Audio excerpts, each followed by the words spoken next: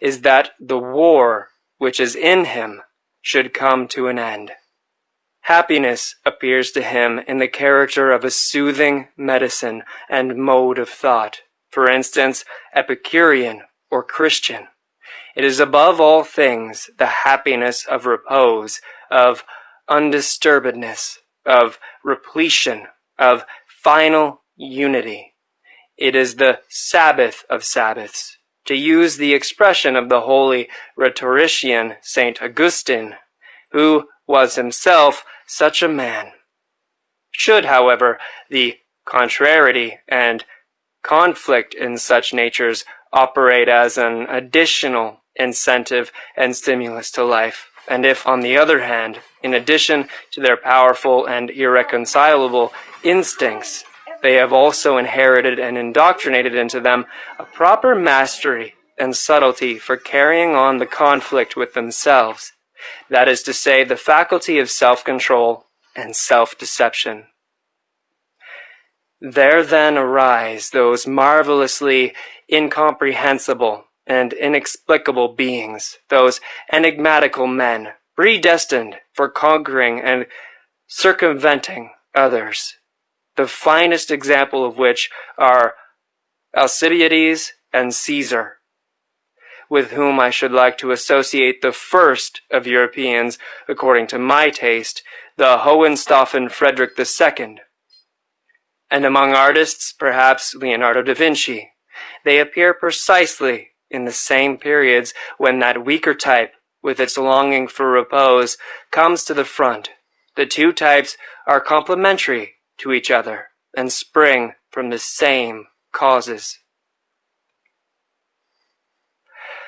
As long as the utility which determines moral estimates is only gregarious utility, as long as the preservation of the community is only kept in view, and the immoral is sought precisely and exclusively in what seems dangerous to the maintenance of the community, there can be no morality of love to one's neighbor.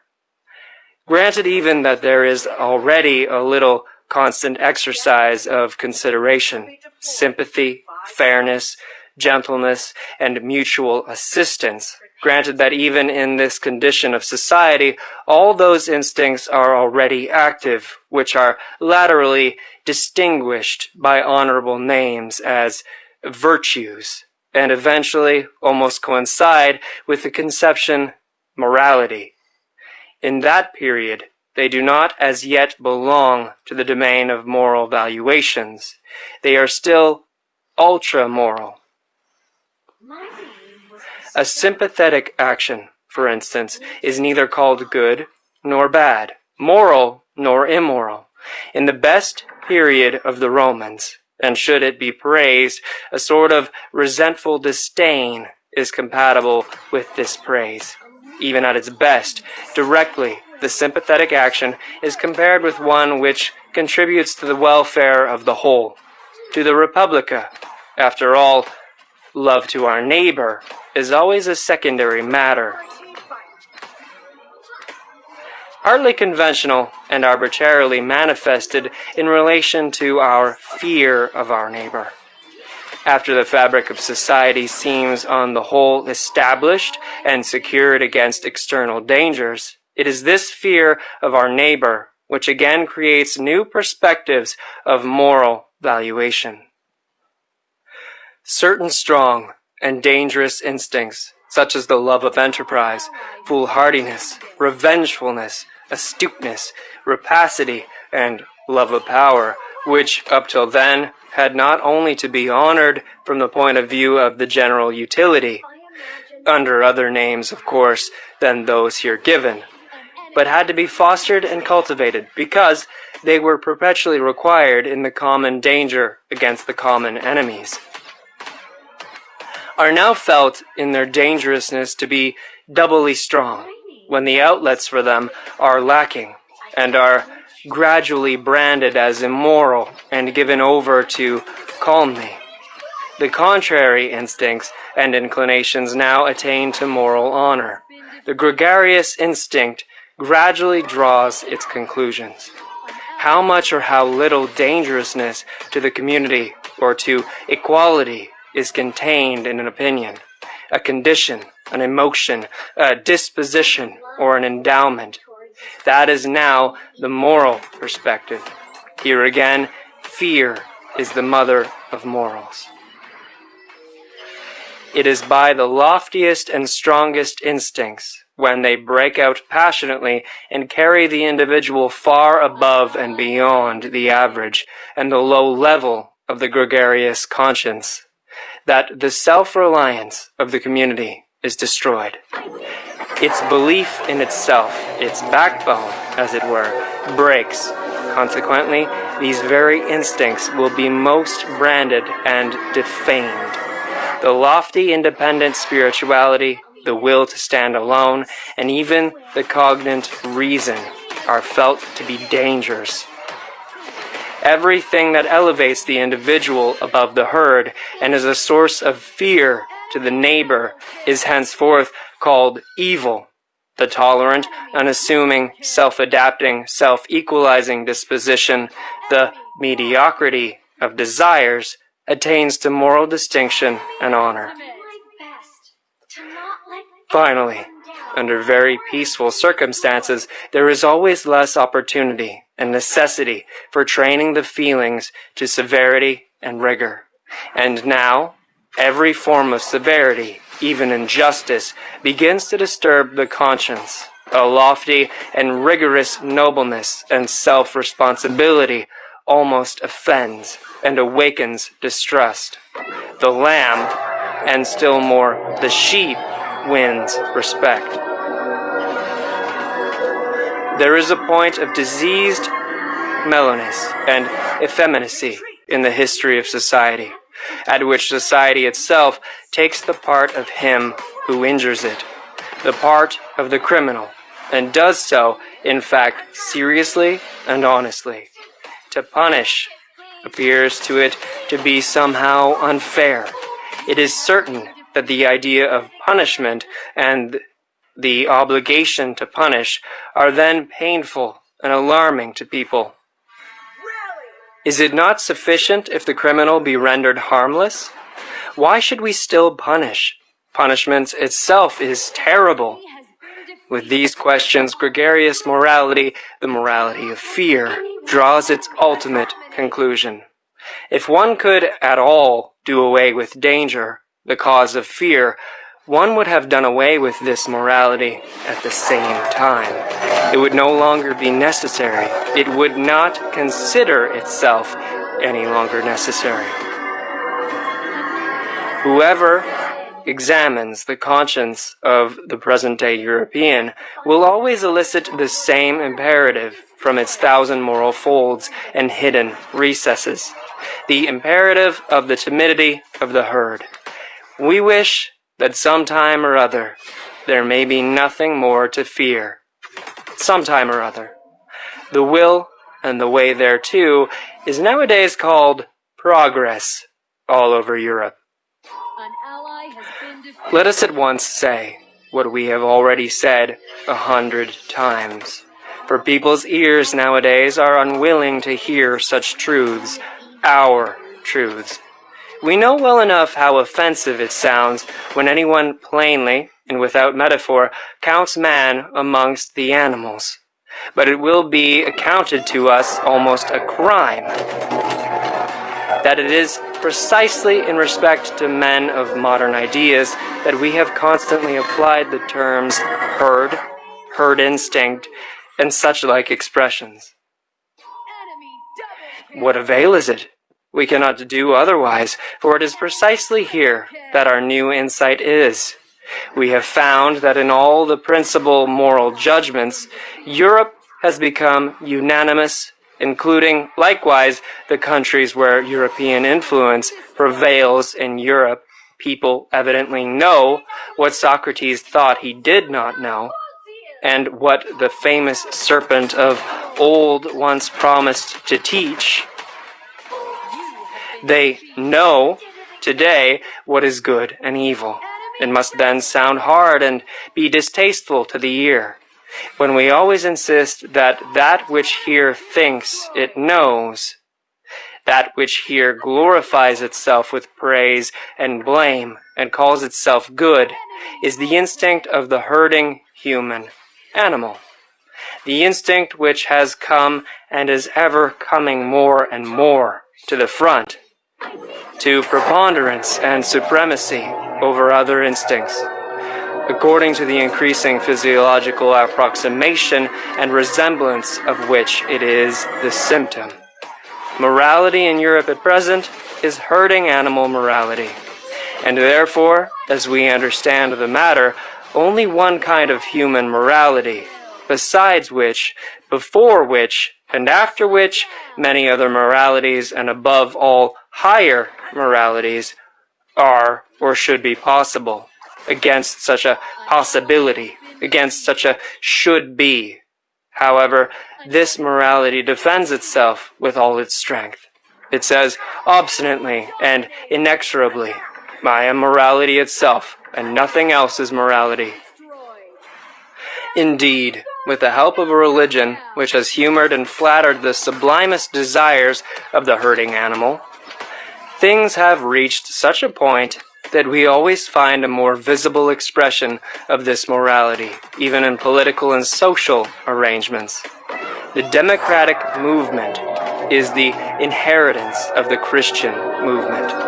That its tempo, however, is much too slow and sleepy for the more impatient ones.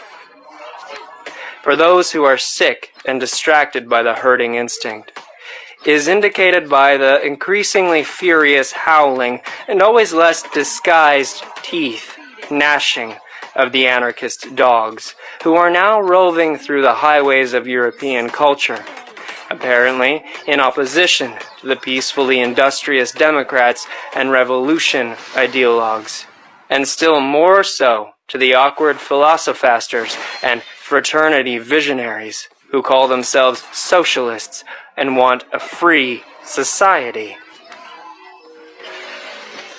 Those are really at one with them all in their thorough and instinctive hostility to every form of society other than that of the autonomous herd, to the extent even of repudiating the notions master and servant, ni Dieu ni maître, says a socialist formula. At one in their tenacious opposition to every special claim, every special right and privilege. This means ultimately opposition to every right, for when all are equal, no one needs rights any longer. At one in their distrust of punitive justice, as though it were a violation of the weak, unfair to the necessary consequences of all former society. But equally at one in their religion of sympathy, in their compassion for all that feels, lives, and suffers, down to the very animals, up even to God. The extravagance of sympathy for God belongs to a democratic age.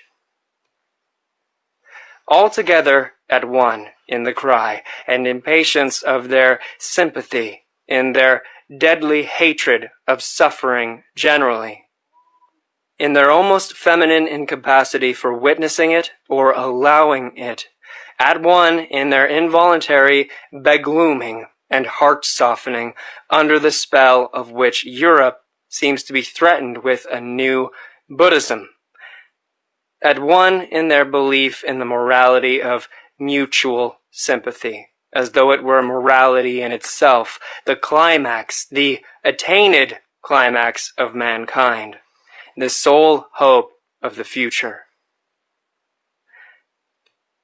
the consolation of the present, the great discharge from all the obligations of the past, altogether at one in their belief in the community as the deliverer, in the herd, and therefore in themselves.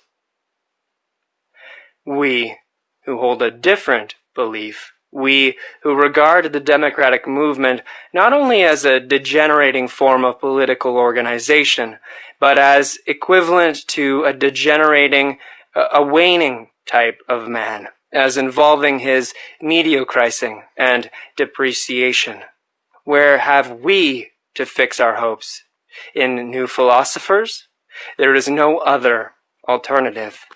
In minds strong and original enough to initiate opposite estimates of value, to transvalue and invert internal valuations.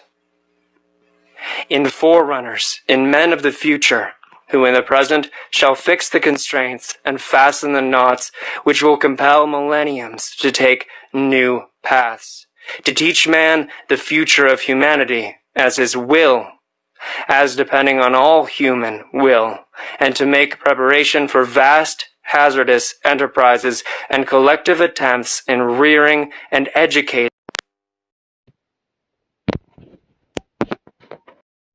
to put an end to the frightful rule of folly and chance which has hitherto gone by the name of history.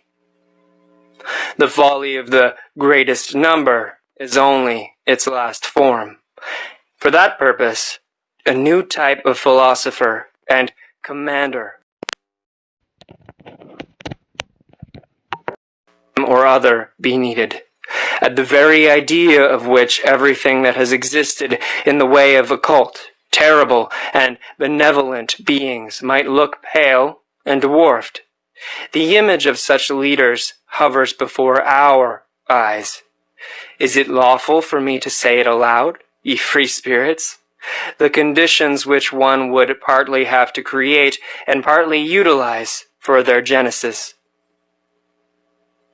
The presumptive methods and tests by virtue of which a soul should grow up to such an elevation and power as to feel a constraint to these tasks, a transvaluation of values under the new pressure and hammer of which a conscience should be steeled and a heart transformed into brass, so as to bear the weight of such responsibility, and on the other hand, the necessity for such leaders, the dreadful danger that they might be lacking or miscarry and degenerate. These are our real anxieties and glooms. Ye know it well, ye free spirits. These are the heavy, distant thoughts and storms which sweep across the heaven of our life. There are few pains so grievous as to have seen, divined, or experienced how an exceptional man has missed his way and deteriorated. But he who has the rare eye for the universal danger of man himself deteriorating. He who, like us, has recognized the extraordinary fortuitousness which has hitherto played its game in respect to the future of mankind, a game in which neither the hand nor even a finger of God has participated. He who divines the fate that is hidden under the idiotic unwariness and blind confidence of modern ideas, and still more under the whole of Christo-European morality sufferers from an anguish with which no other is to be compared. He sees at a glance all that could still be made out of man through a favorable accumulation and augmentation of human powers and arrangements. He knows with all the knowledge of his conviction how unexhausted man still is for the greatest possibilities, and how often in the past the type of man has stood in presence of mysterious decisions and new paths. He knows still better from his painfulest recollections on what wretched obstacles promising developments of the highest rank have hitherto usually gone to pieces. Broken down, sunk, and become contemptible. The universal degeneracy of mankind to the level of the man of the future, as idealized by the socialistic fools and chalopates, this degeneracy and dwarfing of man to an absolutely gregarious animal, or as they call it, to a man of free society. This brutalizing of man into a pygmy with equal rights and claims is undoubtedly possible. He who has thought out this possibility to its ultimate conclusion knows another loathing unknown to the rest of mankind, and perhaps also a new mission. Chapter 6. We Scholars. At the risk that moralizing may also reveal itself here as that which it has always been, namely resolutely montrer ses plaies, according to Balzac, I would venture to protest against an improper and injurious alteration of rank, which quite unnoticed, and as if with the best conscience, threatens nowadays to establish itself in the relations of science and philosophy. I mean to say that one must have the right out of one's own experience. Experience, as it seems to me, always implies unfortunate experience, as it seems to me, always implies unfortunate experience. To treat of such an important question of rank, so as not to speak of color like the blind, or against science like women and artists. Ah, this dreadful science, sigh their instinct and their shame. It always finds things out. The declaration of independence of the scientific man, his emancipation from philosophy, is one of the subtler after-effects of democratic organization and disorganization. The self-glorification and self-conceitedness of the learned man is now everywhere in full bloom. And in its best springtime, which does not mean to imply that in this case self-praise smells sweet. Here also the instinct of the populace cries, freedom from all masters, and after science has, with the happiest results, resisted theology, whose handmaid it had been too long, it now proposes, in its wantonness and indiscretion, to lay down laws for philosophy, and in its turn to play the master. What am I saying? To play the philosopher on its own account. My memory, the memory of a scientific man, if you please, teems with the naivetés of insolence which I have heard about philosophy and philosophers from young naturalists and old physicians, not to mention the most cultured and most conceited of all learned men, the philologists and schoolmasters, who are both the one and the other by profession. On one occasion, it was the specialist and the Jack Horner who instinctively stood on the defensive against all synthetic tasks and capabilities. At another time, it was the industrious worker who had got a scent of odium and refined luxuriousness in the internal economy of the philosopher, and felt himself aggrieved and belittled thereby. On another occasion, it was the color blindness of the utilitarian, who sees nothing in philosophy but a series of refuted systems and an extravagant expenditure which does nobody any good. At another time, the fear of disguised mysticism and of the boundary adjustment of knowledge became conspicuous. At another time, the disregard of individual philosophers, which had involuntarily extended to disregard of philosophy generally. In fine, I found most frequently, behind the proud disdain of philosophy in young scholars, the evil after-effect of some particular philosopher to whom, on the whole, obedience had been forsworn, without, however, the spell of his scornful estimates of other philosophers having been gotten rid of, the result being a general ill will to all philosophy, Such seems to me, for instance, the after effect of Schopenhauer on the most modern Germany. Retreat! By his unintelligent rage against Hegel, he has succeeded in severing the whole of the last generation of Germans from its connection with German culture, which culture, all things considered, has been an elevation and a divining refinement of the historical sense. But precisely at this point, Schopenhauer himself was poor, irreceptive, and un-German to the extent of ingenuousness. On the whole, speaking generally, it may just have been the humanness, all too humanness, of the modern philosophers themselves, in short, their contentableness, which has injured most radically the reverence for philosophy and opened the doors to the instinct of the populace.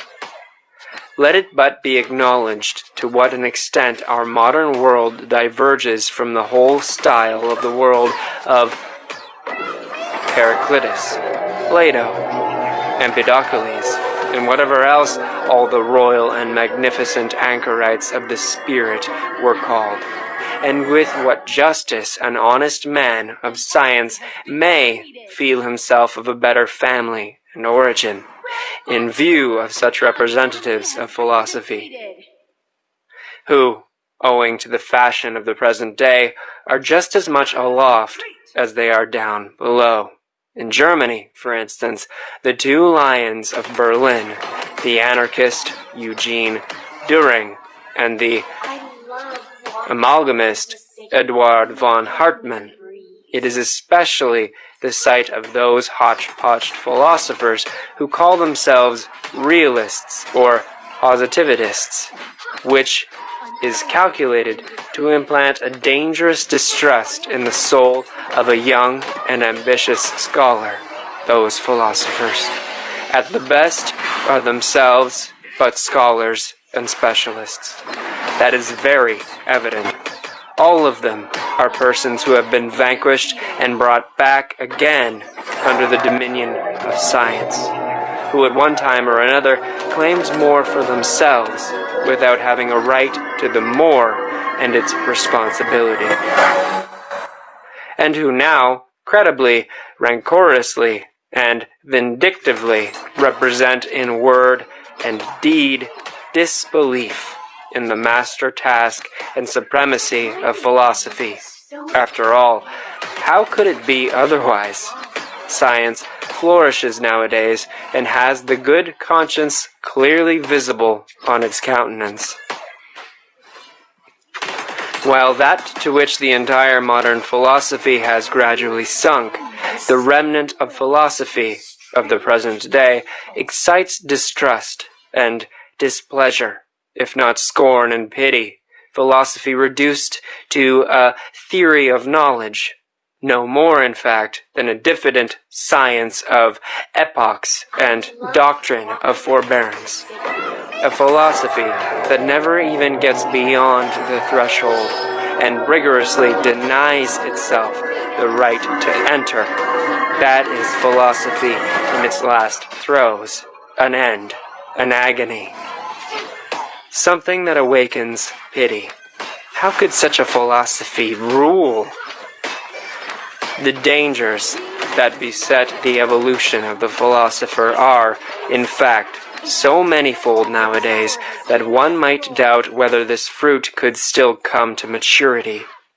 The extent and towering structure of the sciences have increased enormously, and therewith also the probability that the philosopher will grow tired even as a learner, or will attach himself somewhere and specialize, so that he will no longer attain to his elevation, that is to say, to his superspection, his circumspection, and his despection.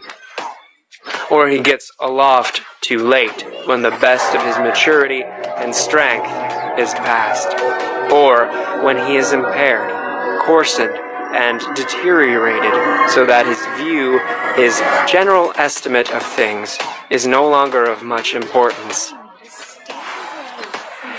It is perhaps just the refinement of his intellectual conscience that makes him hesitate and linger on the way. He dreads the temptation to become a dilettante, a millipede, a millentenna. He knows too well that, as a discerner, one who has lost his self-respect no longer commands, no longer leads, unless he should aspire to become a great play actor, a philosophical Cagliostro, and spiritual rat-catcher. In short, a misleader. This is in the last instance a question of taste, if it has not really been a question of conscience. To double once more the philosopher's difficulties, there is also the fact that he demands from himself a verdict, a yea or nay, not concerning science, but concerning life and the worth of life.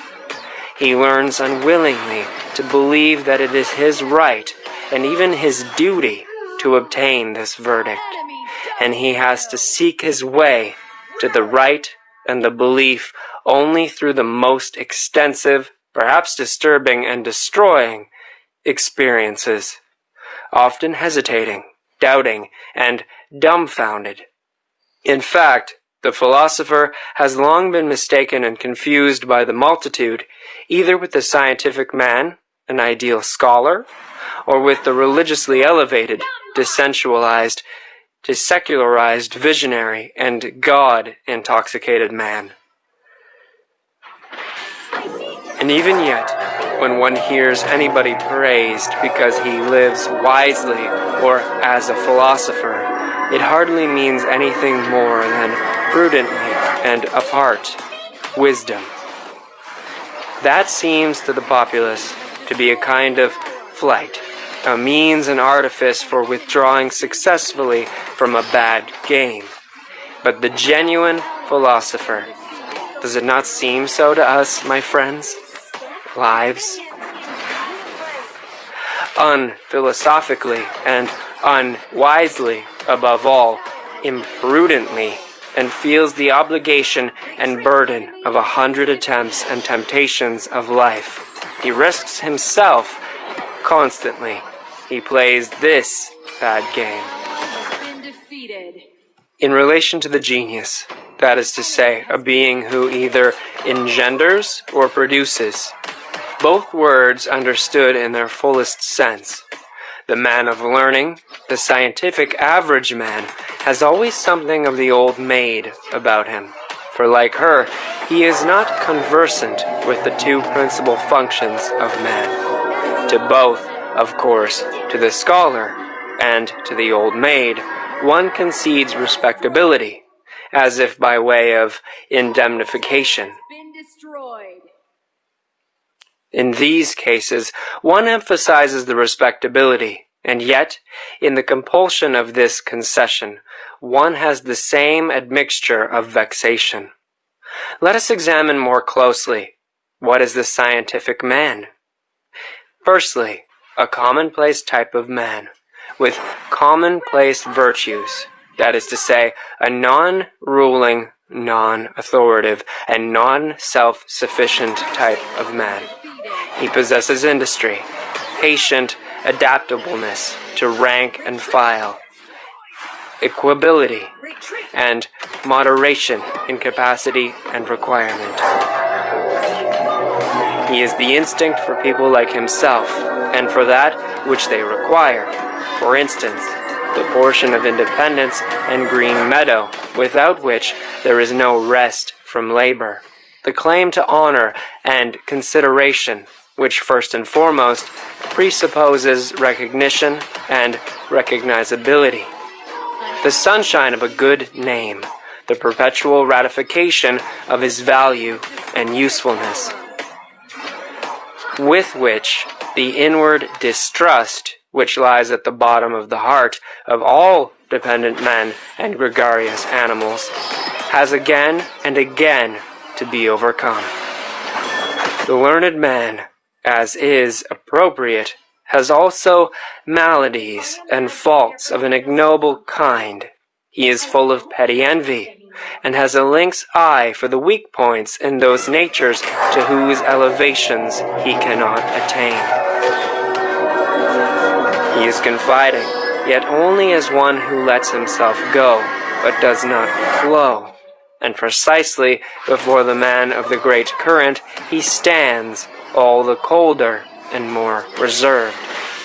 His eye, then, like a smooth and irresponsive lake, which is no longer moved by rapture or sympathy.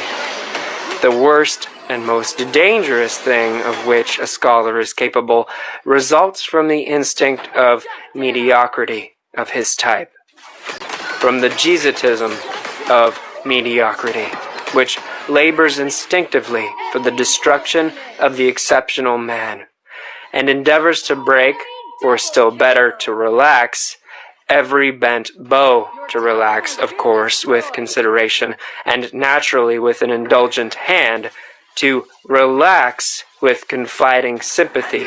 That is the real art of Jesuitism, which has always understood how to introduce itself as the religion of sympathy. However gratefully one may welcome the objective spirit, and who has not been sick to death of all subjectivity and its confounded epistemosity?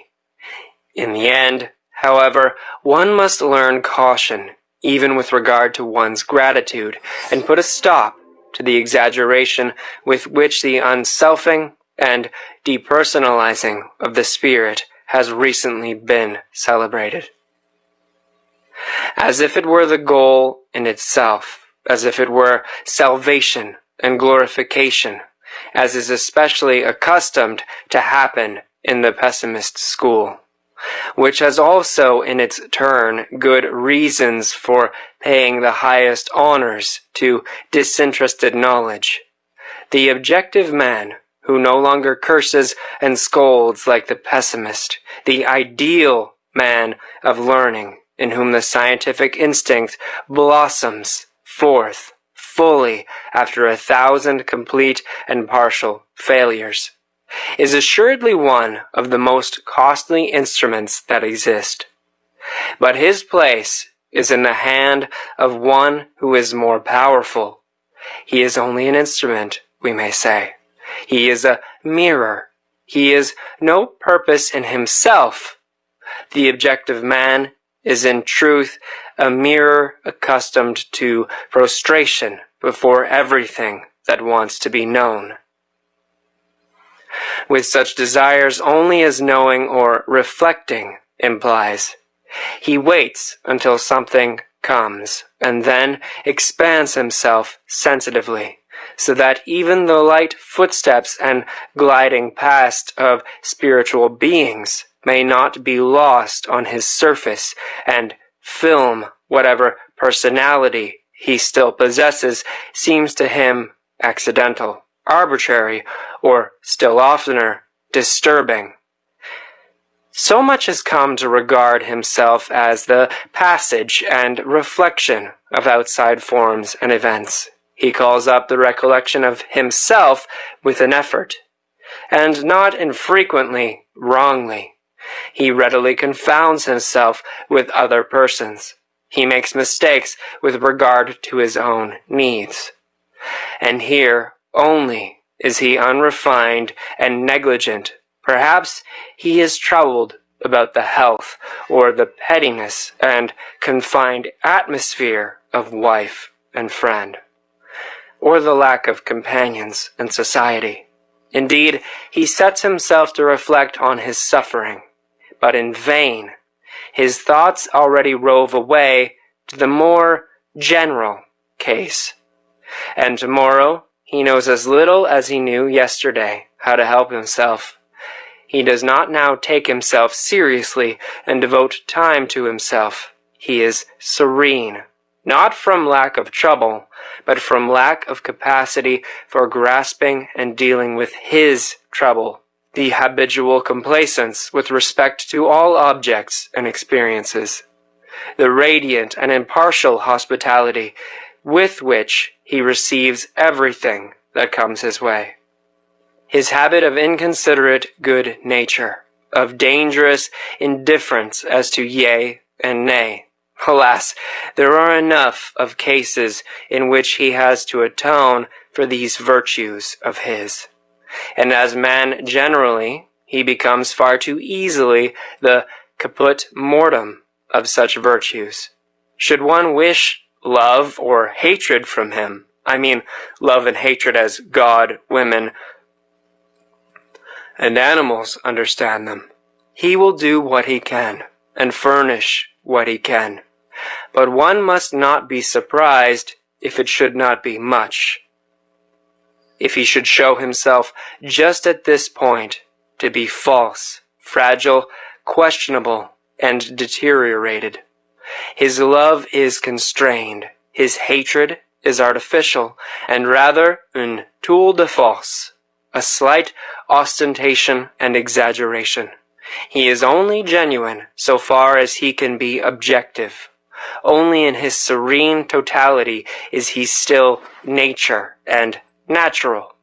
His mirroring and eternally self-polishing soul no longer knows how to affirm, no longer how to deny. He does not command, neither does he destroy. Je ne méprise presque rien, he says with Leibniz. Let us not overlook nor undervalue the presque. Neither is he a model man. He does not go in advance of anyone, nor after.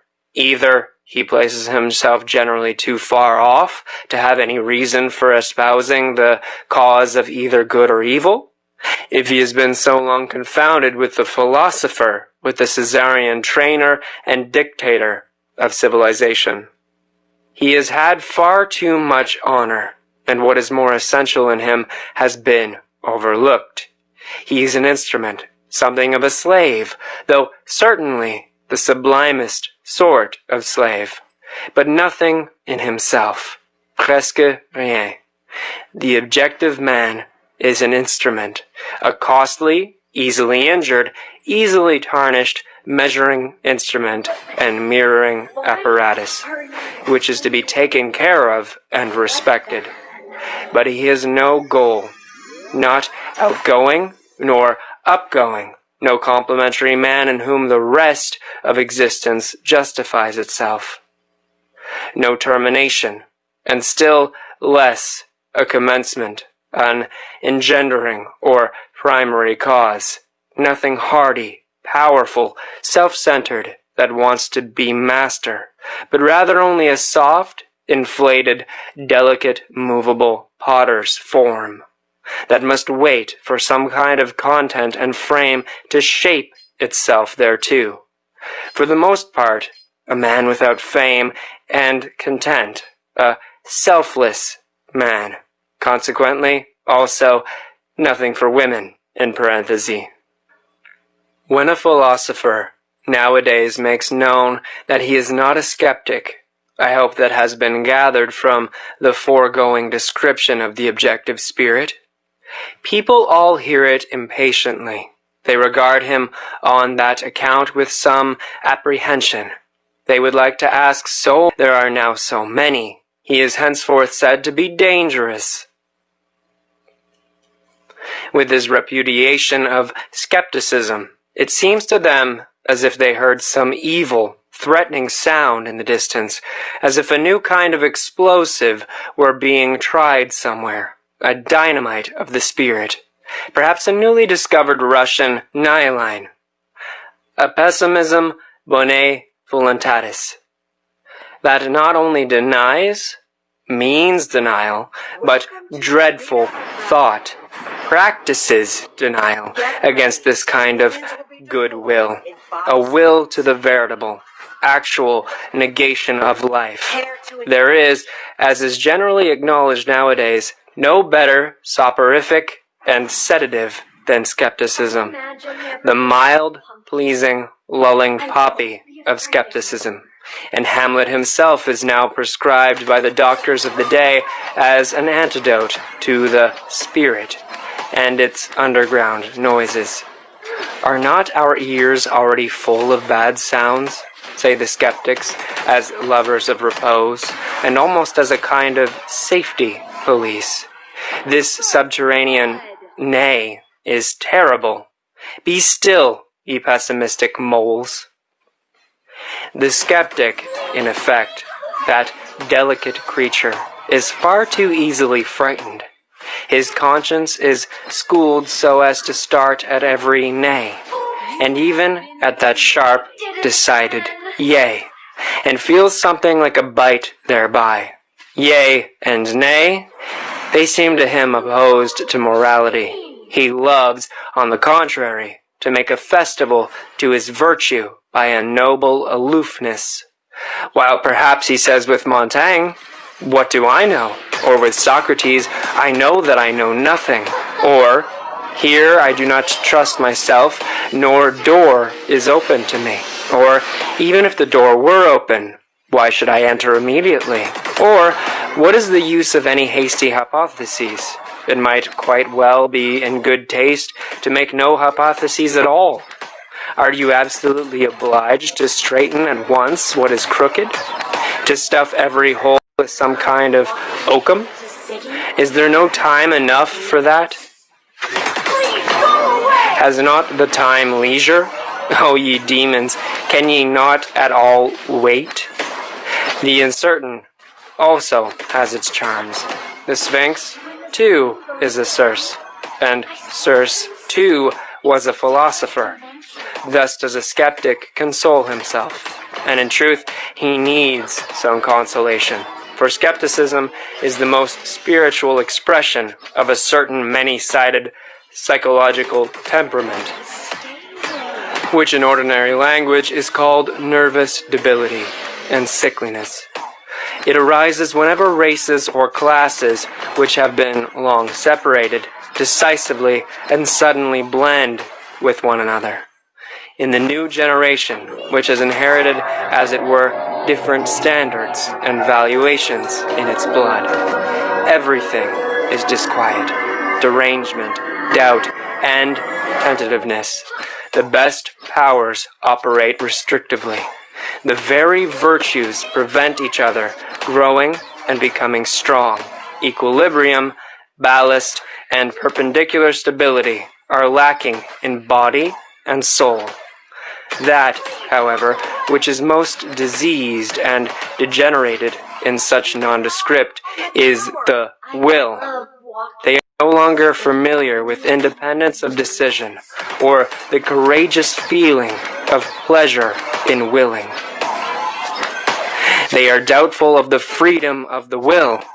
Even in their dreams are present-day Europe the scene of a senseless, precipitate attempt at a radical blending of classes and, consequently, of races, is therefore skeptical in all its heights and depths, sometimes exhibiting the mobile skepticism which springs impatiently and wantonly from bench to branch, sometimes with gloomy aspect, like a cloud overcharged with interrogative signs, and often sick unto death of its will.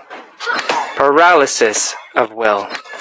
Where do we not find this cripple sitting nowadays? And yet how bedecked oft-times, how seductively ornamented.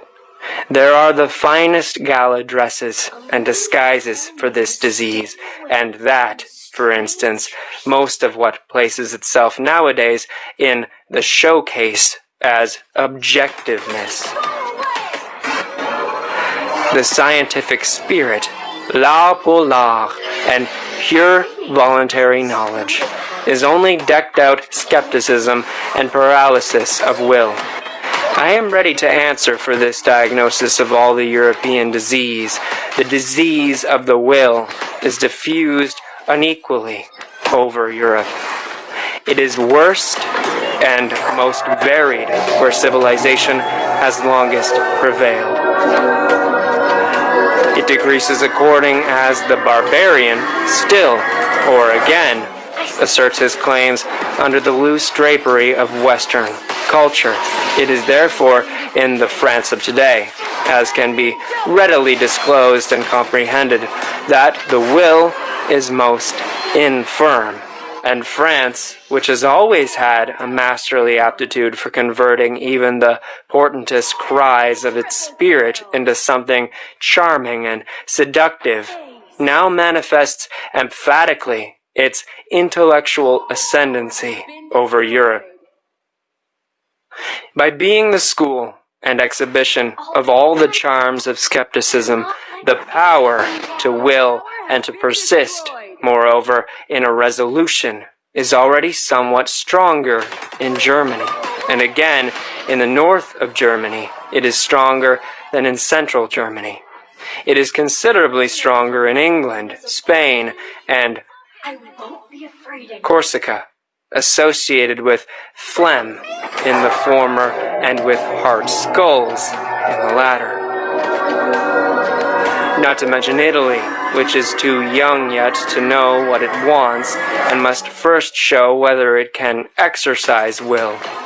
But it is strongest and most surprising of all in that immense Middle Empire where Europe, as it were, flows back to Asia, namely, in Russia. There the power to will has been long stored up and accumulated. There the will, uncertain whether to be negative or affirmative, waits threateningly to be discharged. To borrow their pet phrase from our physicists, perhaps not only Indian wars and complications in Asia would be necessary to free Europe from its greatest danger, but also internal subversion, the shattering of the empire into small states, and above all the introduction of parliamentary imbecility, together with the obligation of everyone to read his newspaper at breakfast. I do not say this as one who desires it in my heart. I should rather prefer the contrary. I mean such an increase in the threatening attitude of Russia, that Europe would have to make up its mind to become equally threatening, namely, to acquire one will, by means of a new caste to rule over the continent, a persistent, dreadful will of its own, that can set its aims thousands of years ahead, so that the long spun-out comedy of its petty statism and its dynastic as well as its democratic many-willedness might finally be brought to a close. The time for petty politics is past. The next century will bring the struggle for the dominion of the world, the compulsion to great politics. As to how far the new warlike age on which we Europeans have evidently entered may perhaps favor the growth of another and stronger kind of skepticism, I should like to express myself preliminarily merely by a parable, which the lovers of German history will already understand. When the sun goes down, That unscrupulous enthusiast for big, handsome grenadiers who, as King of Prussia, brought into being a military and skeptical genius, and therewith in reality the new and now triumphantly emerged type of German.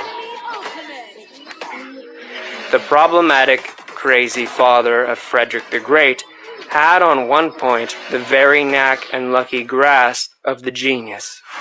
He knew what was then lacking in Germany, the want of which was 100 times more alarming and serious than any lack of culture and social form. His ill will to the young Friedrich resulted from the anxiety of a profound instinct. Men were lacking.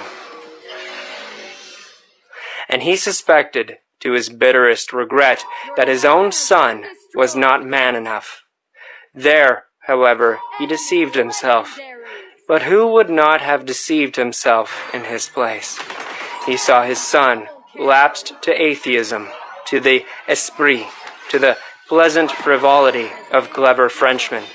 He saw in the background the great bloodsucker, the spider skepticism he suspected the incurable wretchedness of a heart no longer hard enough either for evil or good, and of a broken will that no longer commands, is no longer able to command. Meanwhile, however, there grew up in his son the new kind of harder and more dangerous skepticism. Who knows to what extent it was encouraged just by his father's hatred and the ice melancholy of a will condemned to solitude. The skepticism of daring manliness, which is closely related to the genius for war and conquest, and made its first entrance into Germany in the person of the great Friedrich. This skepticism despises and nevertheless grasps. It undermines and takes possession. It does not believe, but it does not thereby lose itself. It gives the spirit a dangerous liberty, but it keeps strict guard over the heart.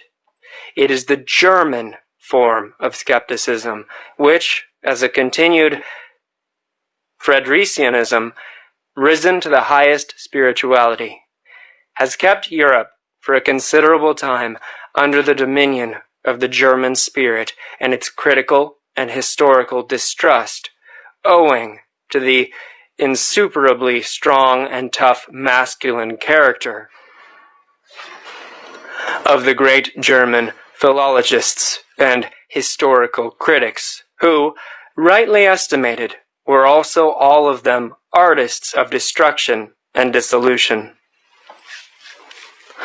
A new conception of the German spirit gradually established itself, in spite of all romanticism in music and philosophy, in which the leaning towards masculine skepticism was decidedly prominent, whether, for instance, as fearlessness of gaze, as courage and sternness of the dissecting hand, or as resolute will to dangerous voyages of discovery, to spiritualize North Pole expeditions under barren and dangerous skies. There may be good grounds for it when warm-blooded and superficial humanitarians cross themselves before this spirit. Ces esprits fatalistes, ironiques, méphistophiliques, as Michelet calls it, not without a shudder. But if one would realize how characteristic is this fear of the man in the German spirit, which awakened Europe out of its dogmatic slumber, let us call to mind the former conception which had to be overcome by this new one, and that it is not so very long ago that masculinized women could dare with unbridled presumption to recommend the Germans to the interest of Europe as gentle, good-hearted, weak-willed, and poetical fools. Finally, let us only understand profoundly enough Napoleon's astonishment when he saw Goethe. It reveals what had been regarded for centuries as the German spirit. Voilà un homme. That was as much as to say, but this is a man, and I only expected to see a German.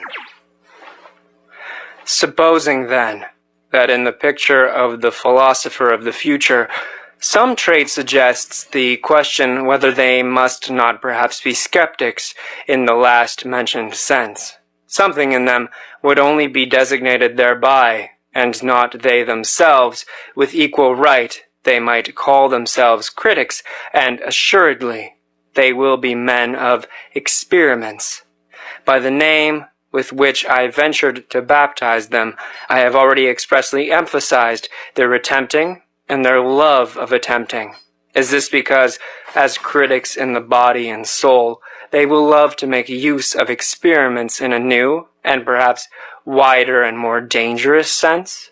In their passion for knowledge, will they have to go further in daring and painful attempts than the sensitive and pampered taste of a democratic century can approve of?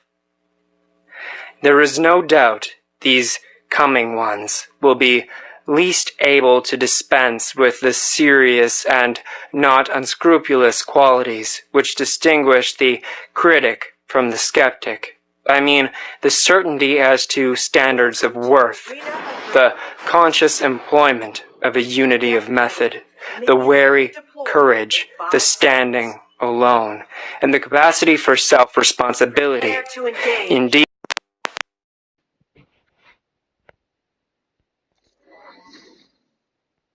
vow among themselves a delight in denial and deception, walking towards a city and a certain considerate cruelty, which knows how to handle the knife surely and deftly.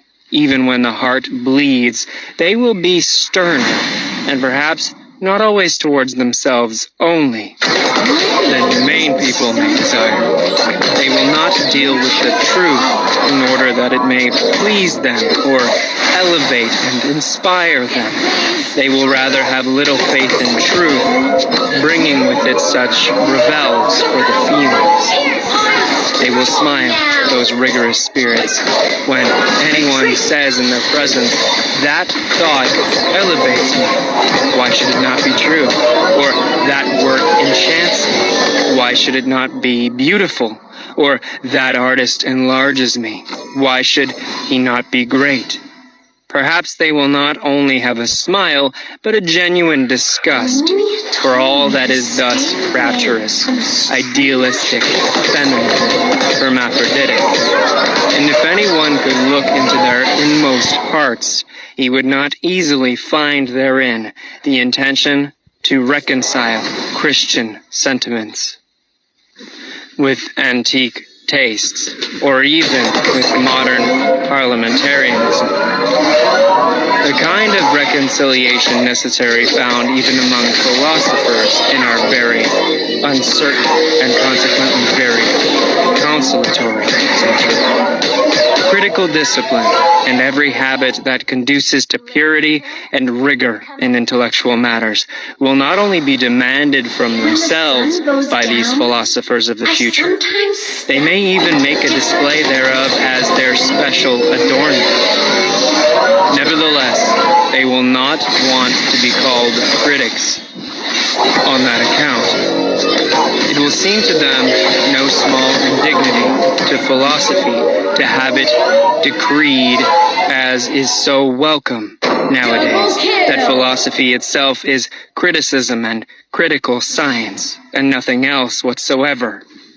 Though this estimate of philosophy may enjoy the approval of all the positivists of France and Germany, and possibly it even flattered the heart and taste of Kant, let us call to mind the titles of his principal works, our new philosophers will say, notwithstanding that critics are instruments of the philosopher, and just on that account, as instruments, they are far from being philosophers themselves. Even the great Chinaman of Königsberg was only a great critic.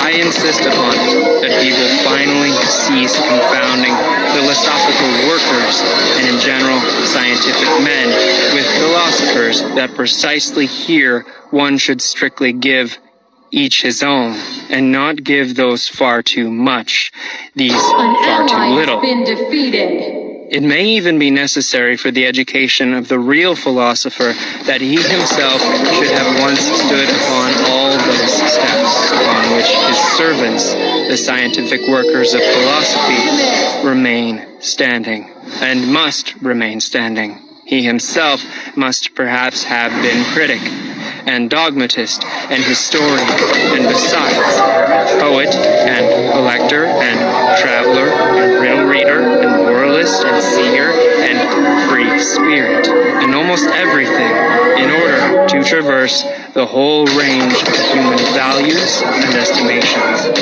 and that he may be able, with a variety of eyes and consciences, to look from height to any distance,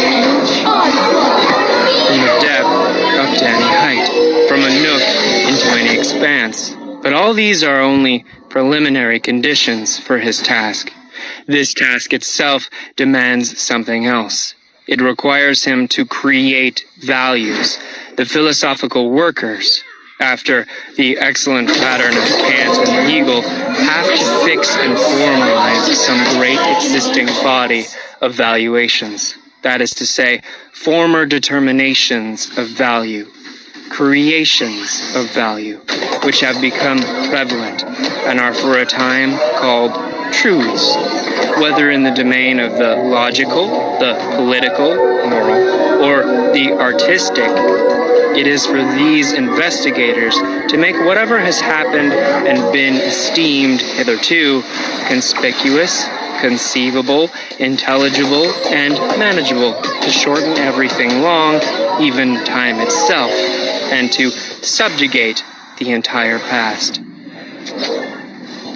An immense and wonderful task, in the carrying out of which all refined pride, all tenacious will, can surely find satisfaction. The real philosophers, however, are commanders and lawgivers. They say, "Thus shall it be." They determine first the whither and the why of mankind, and thereby set aside the previous labor of all philosophical workers and all subjugators of the past. They grasp at the future with a creative hand, and whatever is and was becomes for them thereby a means, an instrument, and a hammer. Their knowing is creating. Their creating is a law-giving. Their will to truth is will to power. Are there at present such philosophers? Have there ever been such philosophers? Must there not be such philosophers someday? It is always more obvious to me that the philosopher, as a man indispensable for the morrow and the day after the morrow, has ever found himself and has ever been obliged to find himself in contradiction to the day in which he lives.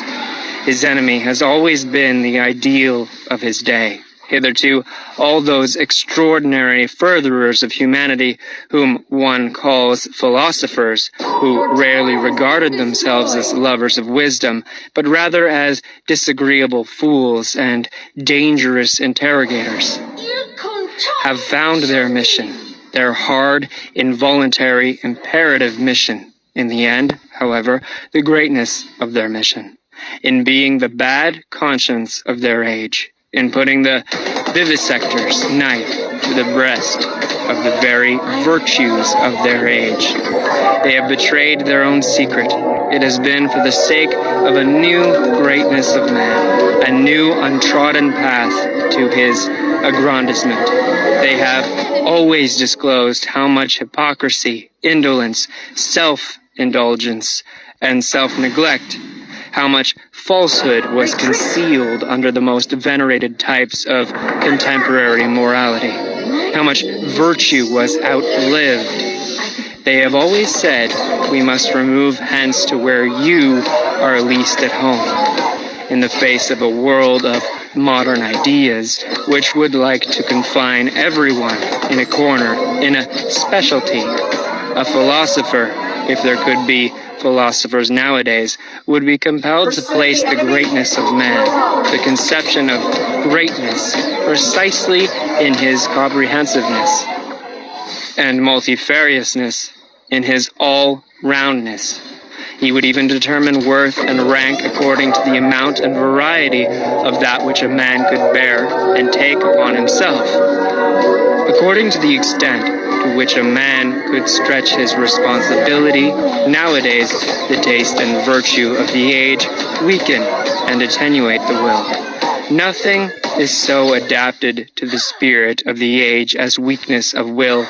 Consequently, in the ideal of the philosopher, strength of will, sternness, and capacity for prolonged resolution must specially be included in the conception of greatness, with as good a right as the opposite doctrine, with its ideal of a silly, renouncing, humble, selfless humanity, suited to an opposite age, such as the 16th century, which suffered from its accumulated energy of will, and from the wildest torrents and floods of selfishness in the time of Socrates.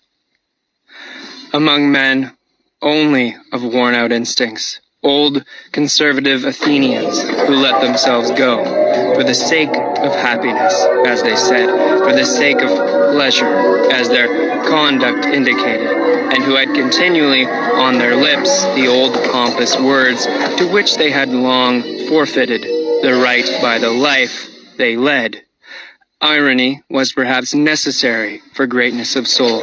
The wicked Socratic assurance of the old physician and plebeian, who cut ruthlessly into his own flesh as into the flesh and heart of the noble, with a look that said plainly enough, "Do not dissemble before me, here we are equal." At present, on the contrary, when throughout Europe the herding animal alone attains to honors and dispenses honors, when equality of rights can too readily be transformed into equality in wrong, I mean to say, into general war against everything rare, strange, and privileged, against the higher man, the higher soul, the higher duty, the higher responsibility, the creative plenipotence and lordliness. At present, it belongs to the conception of greatness to be noble, to wish to be apart, to be capable of being different, to stand alone, to have to live by personal initiative.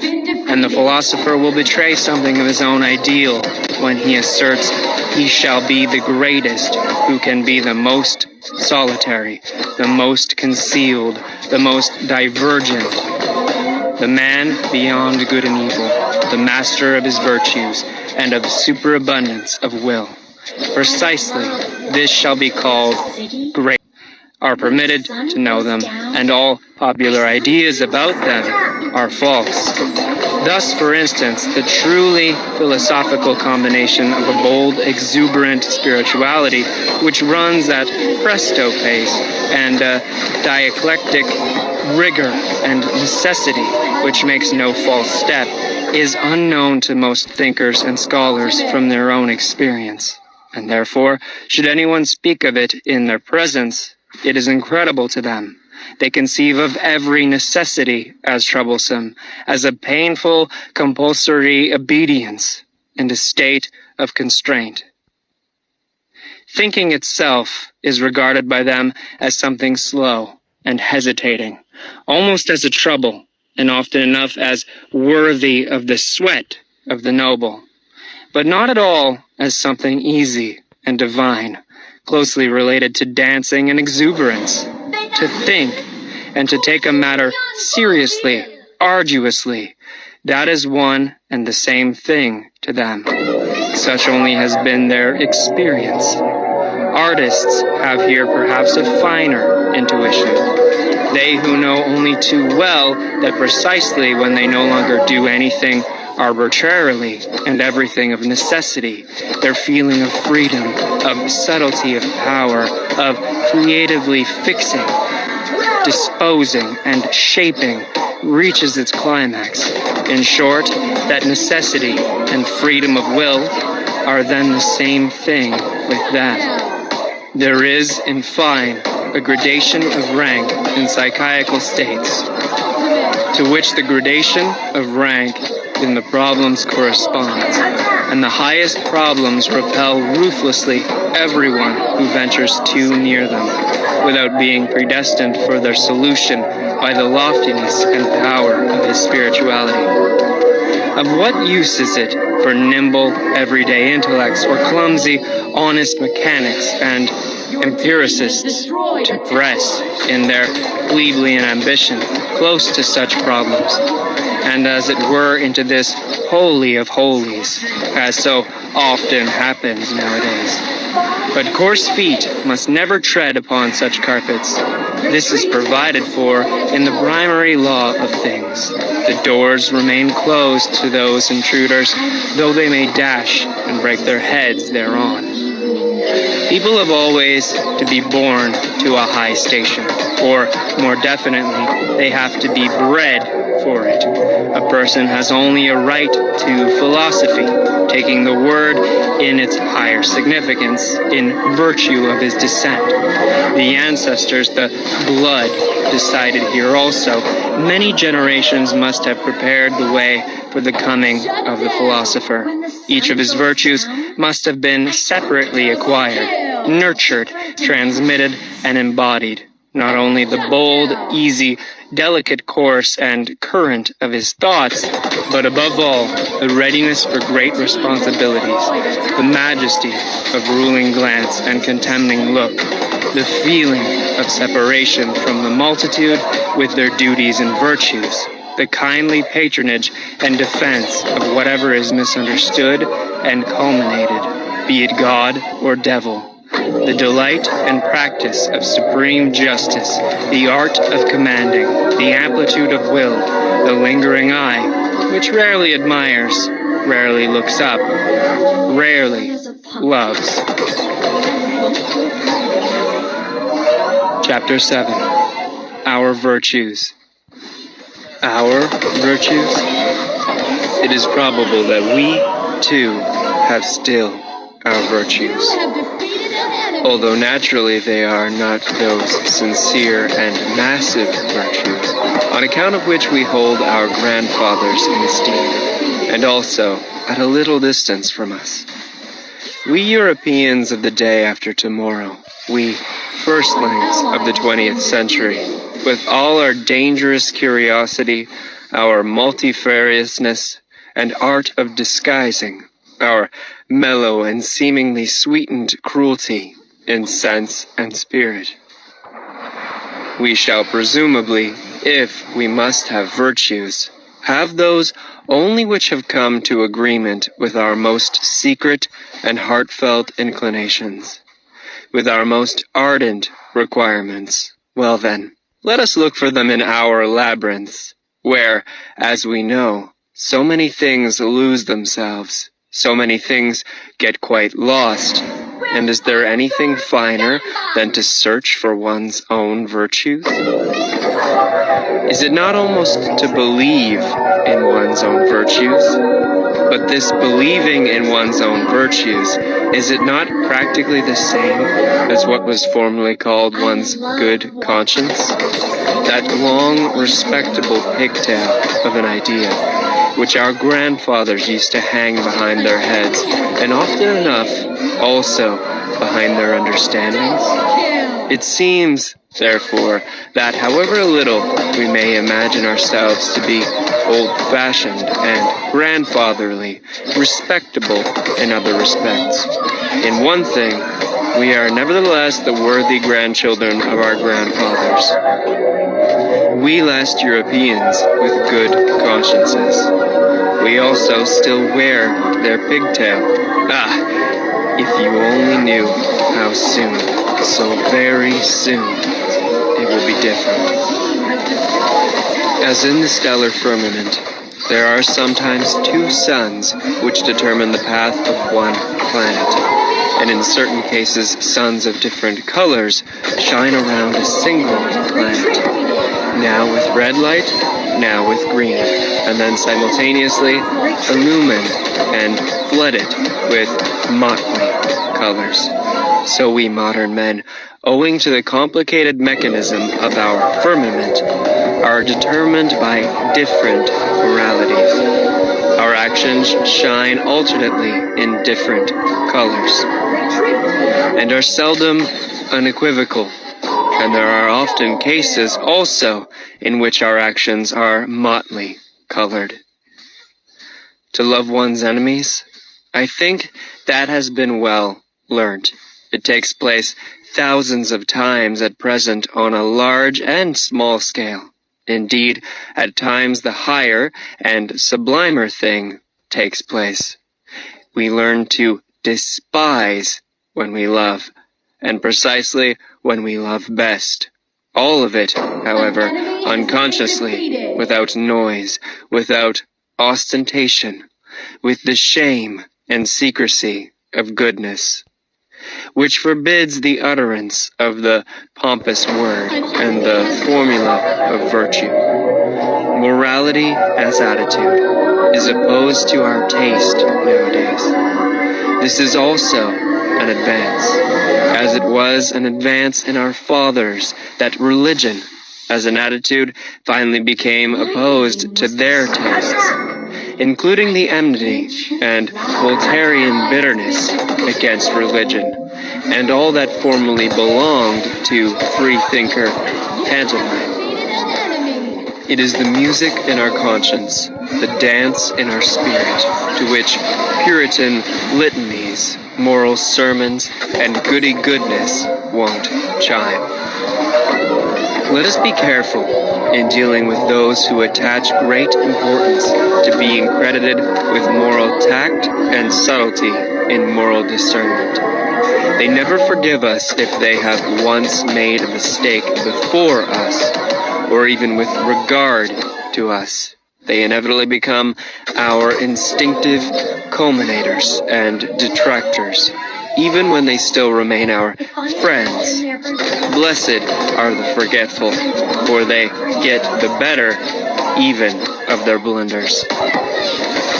The psychologists of France, and where else are there still psychologists nowadays, have never yet exhausted their bitter and manifold enjoyment of the bêtise bourgeoisie, just as though, in short, they betray something thereby.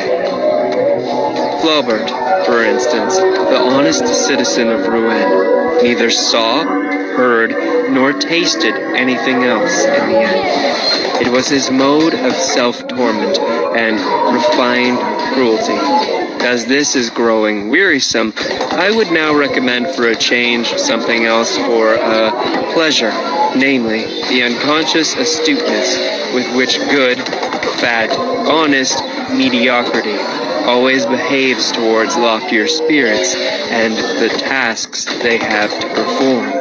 The subtle, barbed, Jesuitical astuteness, which is 1,000 times subtler than the taste and understanding of the middle class in its best moments, subtler even than the understanding of its victims. A repeated proof that instinct is the most intelligent of all kinds of intelligence, which have hitherto been discovered. In short, you psychologists studied the philosophy of the rule in its struggle with the exception. There you have a spectacle fit for gods and godlike malignity, or, in plainer words, practice vivisection on good people, on the homo bonae voluntatis, on yourselves. The practice of judging and condemning morally is the favorite revenge of the intellectually shallow on those who are less so.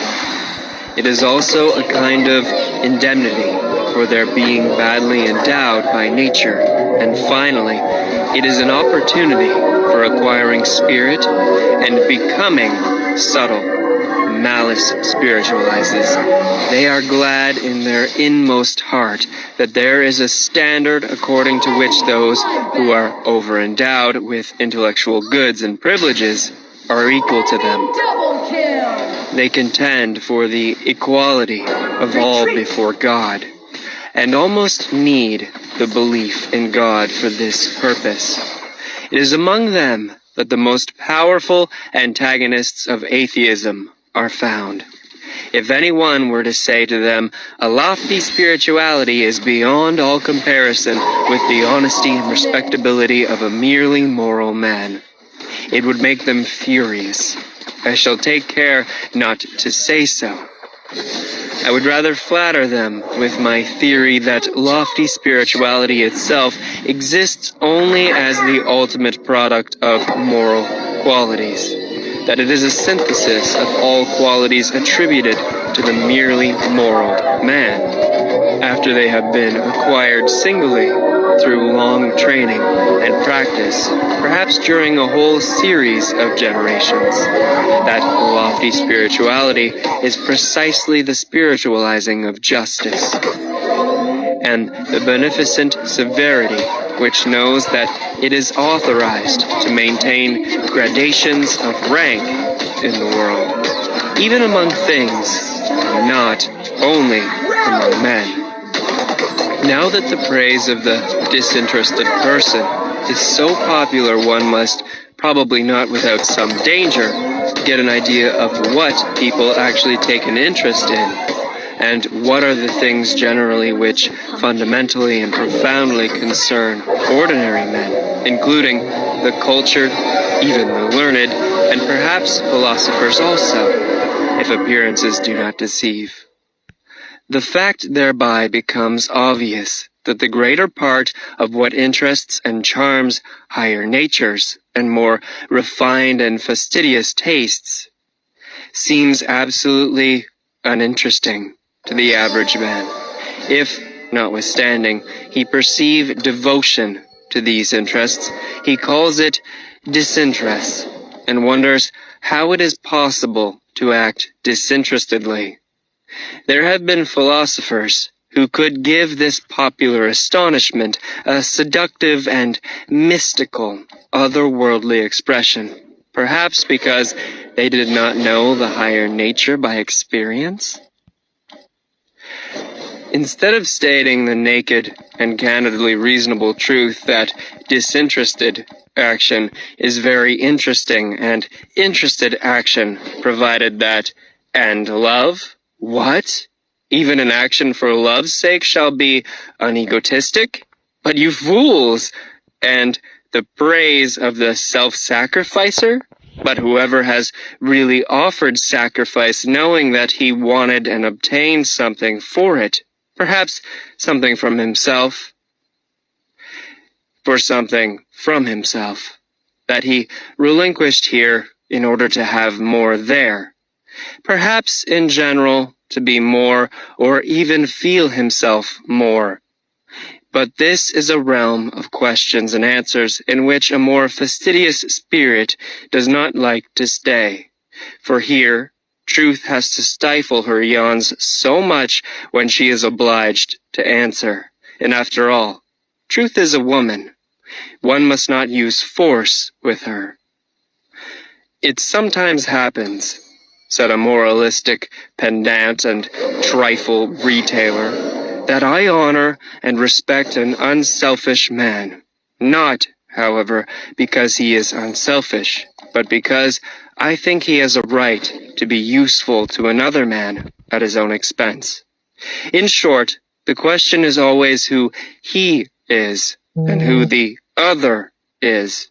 For instance, in a person created and destined for command, self-denial and modest retirement, instead of being virtues, would be the waste of virtues. So, it seems to me, every system of unegoist morality, which takes itself unconditionally and appeals to everyone, not only sins against good taste, but is also an incentive to sins of omission, an additional seduction under the mask of philanthropy, and precisely a seduction and injury to the higher, rarer, and more privileged types of men. Moral systems must be compelled, first of all, to bow before the gradation of rank. Their presumption must be driven home to their conscience until they thoroughly understand at last that it is immoral to say that what is right for one is proper for another. So said my moralistic pedant and bonhomme. Did he perhaps deserve to be laughed at when he thus extorted systems of morals to practice morality? But one should not be too much in the right if one wishes fellow suffering is preached nowadays, and if I gather rightly, no other religion is any longer preached. Let the psychologist have his ears open through all the vanity, through all the noise, which is natural to these preachers, as to all preachers. He will hear a hoarse, groaning, genuine note of self-contempt. It belongs to the overshadowing and uglifying of Europe, which has been on the increase for a century, the first symptoms of which are already specified documentarily in a thoughtful letter of Galliani to Madame d'Épinay. If it is not really the cause thereof, the man of modern ideas, the conceited ape, is excessively dissatisfied with himself. This is perfectly certain. He suffers, and his vanity wants him only to suffer with his fellows. The hybrid European, a tolerably ugly plebeian, taken all in all, absolutely requires a costume. He needs history as a storeroom of costumes. To be sure, he notices that none of the costumes fit him properly. He changes and changes. Let us look at the 19th century with respect to these hasty preferences and changes in its masquerade of style, and also with respect to its moments of desperation on account of nothing suiting us. It is in vain to get ourselves up as romantic, or classical, or Christian, or Florentine, or Barocco, or national in morbis artibus. It does not clothe us, but the spirit, especially the historical spirit, profits even by this desperation. Once and again, a new sample of the past or of the foreign is tested, put on, taken off, packed up, and above all, studied. We are the first studious age in puncto of costumes. I mean as concerns morals, articles of belief, artistic tastes, and religion. We are prepared as no other age has ever been for a carnival in the grand style. For the most spiritual festival, laughter and arrogance, for the transcendental height of supreme folly and Aristophanic ridicule of the world. Perhaps we are still discovering the domain of our invention just here, the domain where even we can still be original, probably as parodists of the world's history and the gods' Merry Andrews. Perhaps, though nothing else of the present have a future, our laughter itself may have a future. The historical sense, or the capacity for divining quickly the order of rank of the valuations according to which a people, a community, or an individual has lived, the divining instinct for the relationships of these valuations, for the relation of the authority of the valuations to the authority of the operating forces.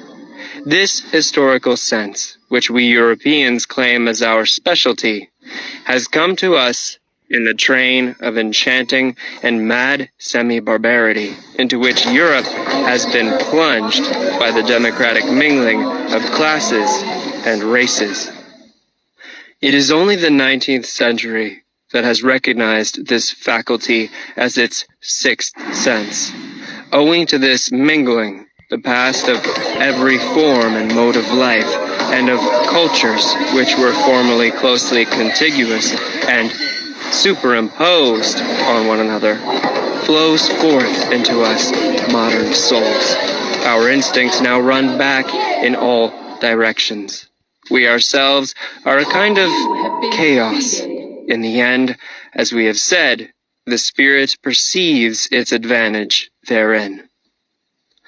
By means of our semi-barbarity in body and desire, we have secret accesses everywhere, such as a noble age never had. We have access, above all, to the labyrinth of imperfect civilizations, and to every form of semi-barbarity that has at any time existed on the earth.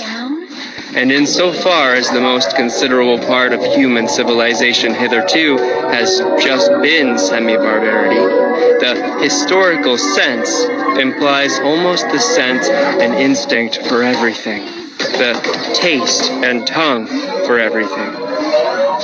whereby it immediately proves itself to be an ignoble sense. For instance, we enjoy Homer once more.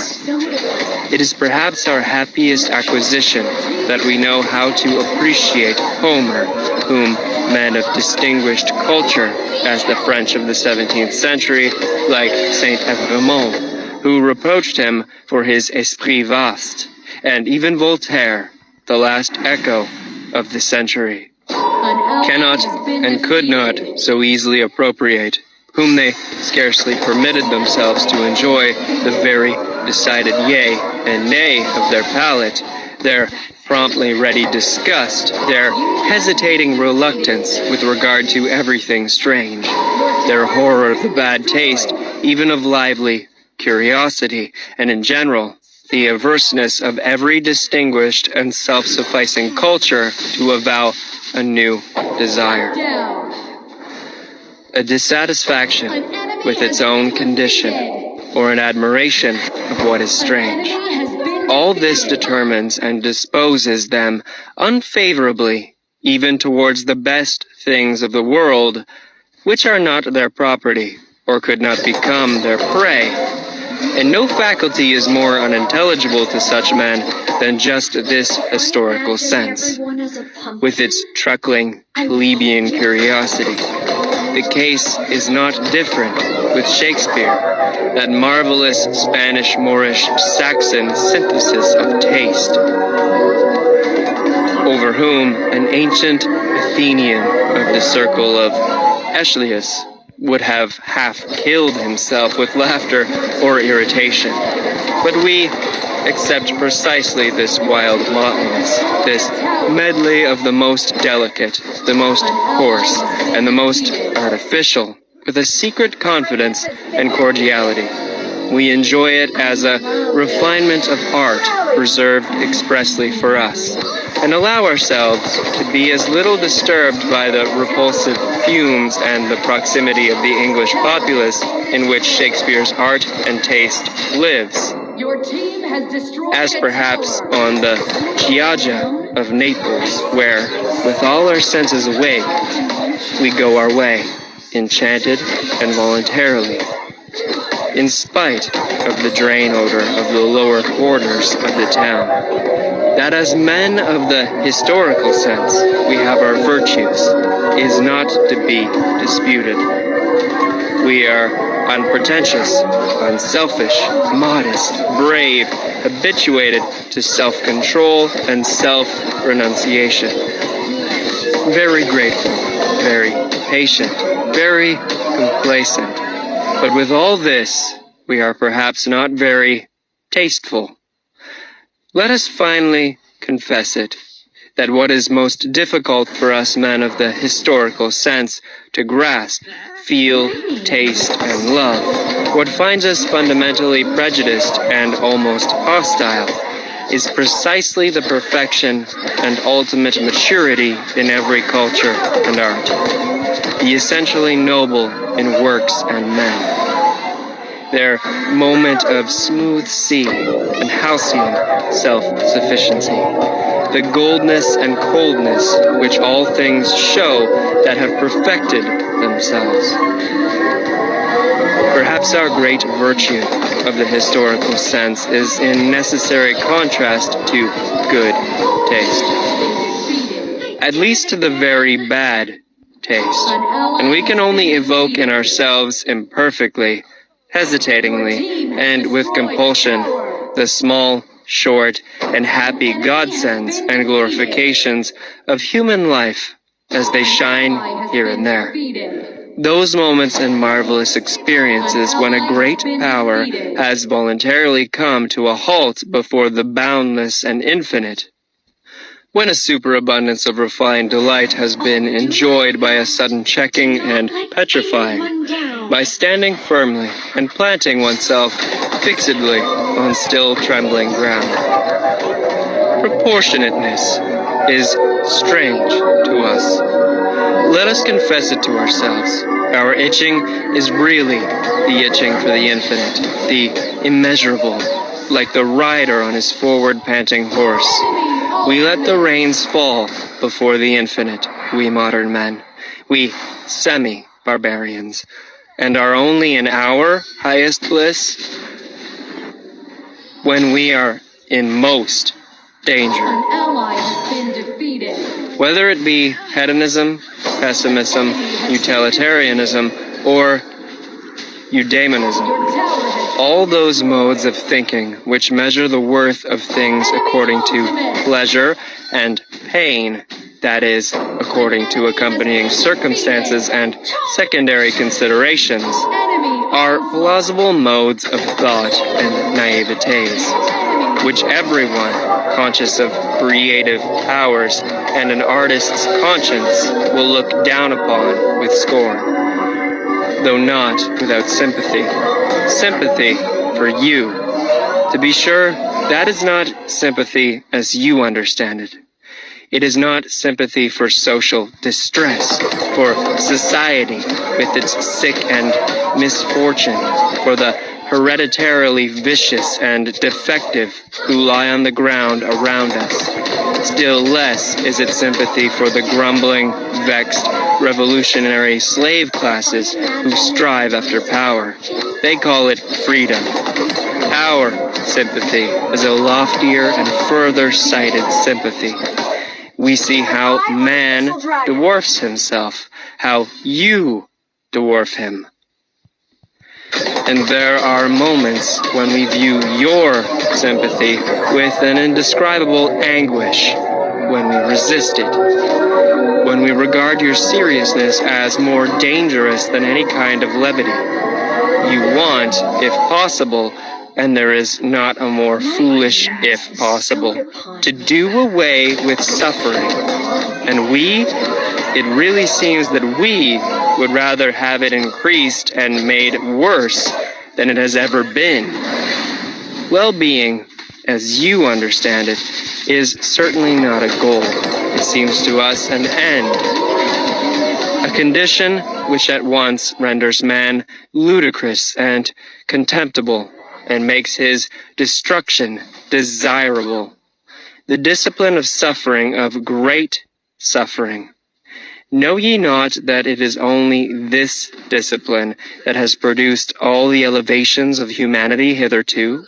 The tension of soul in misfortune, which communicates to it its energy, its shuddering in view of rack and ruin, its inventiveness and bravery in undergoing, enduring, interpreting, and exploiting misfortune, and whatever depth, mystery, disguise, spirit, artifice, or greatness has been bestowed upon the soul. Has it not been bestowed through suffering, through the discipline of great suffering? In man, creature and creator are united. In man there is not only matter, shred, excess, clay, mire, folly, chaos, but there is also the creator, the sculptor, the hardness of the hammer, the divinity of the spectator, and the seventh day. Do ye understand this contrast? And that your sympathy for the creature in man applies to that which has to be fashioned, bruised, forged, stretched, roasted, annealed, refined, to that which must necessarily suffer and is meant to suffer? And our sympathy, do ye not understand what our reverse sympathy applies to, when it resists your sympathy as the worst of all hampering and enervation? So it is sympathy against sympathy. But to repeat it once more, there are higher problems than the problems of pleasure and pain and sympathy. And all systems of philosophy which deal only with these are naivetés. We immoralists, this world with which we are concerned, in which we have to fear and love, this almost invisible, inaudible world of delicate command and delicate obedience, a world of almost in every respect, captious, insidious, sharp, and tender. Yes, it is well protected from clumsy spectators and familiar curiosity. We are woven into a strong net and garment of duties, and cannot disengage ourselves. Precisely here we are men of duty. Even we, occasionally, it is true, we dance in our chains and betwixt our swords. It is none the less true that more often we gnash our teeth under the circumstances and are impatient at the secret hardship of our lot. But do what we will, fools and appearances say of us, "These are men without duty." We have always fools and appearances against us. Honesty, granting that it is the virtue of which we cannot rid ourselves, we free spirits. Well, we will labor at it with all our perversity and love, and not tire of perfecting ourselves in our virtue, which alone remains. May its glance someday overspread like a gilded blue mocking twilight this aging civilization with its dull, gloomy seriousness. And if, nevertheless, our honesty should one day grow weary and sigh and stretch its limbs and find us too hard, and would fain have it pleasanter, easier, and gentler, like an agreeable vice, let us remain hard, we latest Stoics, and let us send to its help whatever devilry we have in us. Our disgust at the clumsy and undefined, our nitimur in vetetum, our love of adventure, our sharpened and fastidious curiosity, our most subtle, disguised intellectual will to power and universal conquest, which rambles and roves avidiously around all the realms of the future. Let us go with all our devils to the help of our God. It is probable that people will misunderstand and mistake us on that account. What does it matter? They will say, their honesty, that is their devilry, and nothing else. What does it matter? And even if they were right, have not all gods hitherto been such sanctified, rebaptized devils? And after all, what do we know of ourselves, and what the Spirit that leads us wants to be called? It is a question of names, and how many spirits we harbor. Our honesty, we free spirits, let us be careful lest it become our vanity, our ornament and ostentation, our limitation, our stupidity. Every virtue inclines to stupidity, every stupidity to virtue, stupid to the point of sanctity, they say in Russia. Let us be careful lest out of pure honesty we eventually become saints and bores. Is not life 100 times too short for us to bore ourselves? One would have to believe in eternal life in order to hope to be forgiven for discovering that all moral philosophy hitherto has been tedious and has belonged to soporific appliances, and that virtue, in my opinion, has been more injured by the tediousness of its advocates than by anything else. At the same time, however, I would not wish to overlook their general usefulness. It is desirable that as few people as possible should reflect upon morals, and consequently, it is very desirable that morals should not someday become interesting. But let us not be afraid. Things still remain today as they have always been. I see no one in Europe who has or discloses an idea of the fact that philosophizing concerning morals might be conducted in a dangerous, captious, and ensnaring manner. That calamity might be involved therein. Observe, for example, the indefatigable, inevitable English utilitarians. How ponderously and respectably they stalk along. A Homeric metaphor expresses it better. In the footsteps of Bentham, just as he had already stalked in the footsteps of the respectable Helvetius. No, he was not a dangerous man, Helvetius. Se senator poco curante, to use an expression of Galini. No new thought, nothing of the nature of a finer turning or better expression of an old thought. Not even a proper history of what has been previously thought on the subject, an impossible literature, taking it all in all, unless one knows how to leaven it with some mischief. In effect, the old English vice called cant, which is moral Tartuffism, has insinuated itself also into these moralists, whom one must certainly read with an eye to their motives if one must read them, concealed this time under the new form of the scientific spirit. Moreover, there is not absent from them a secret struggle with the pangs of conscience, from which a race of former Puritans must naturally suffer in all their scientific tinkering with morals. Is not a moralist the opposite of a Puritan? That is to say, as a thinker who regards morality as questionable, as worthy of interrogation, in short, as a problem?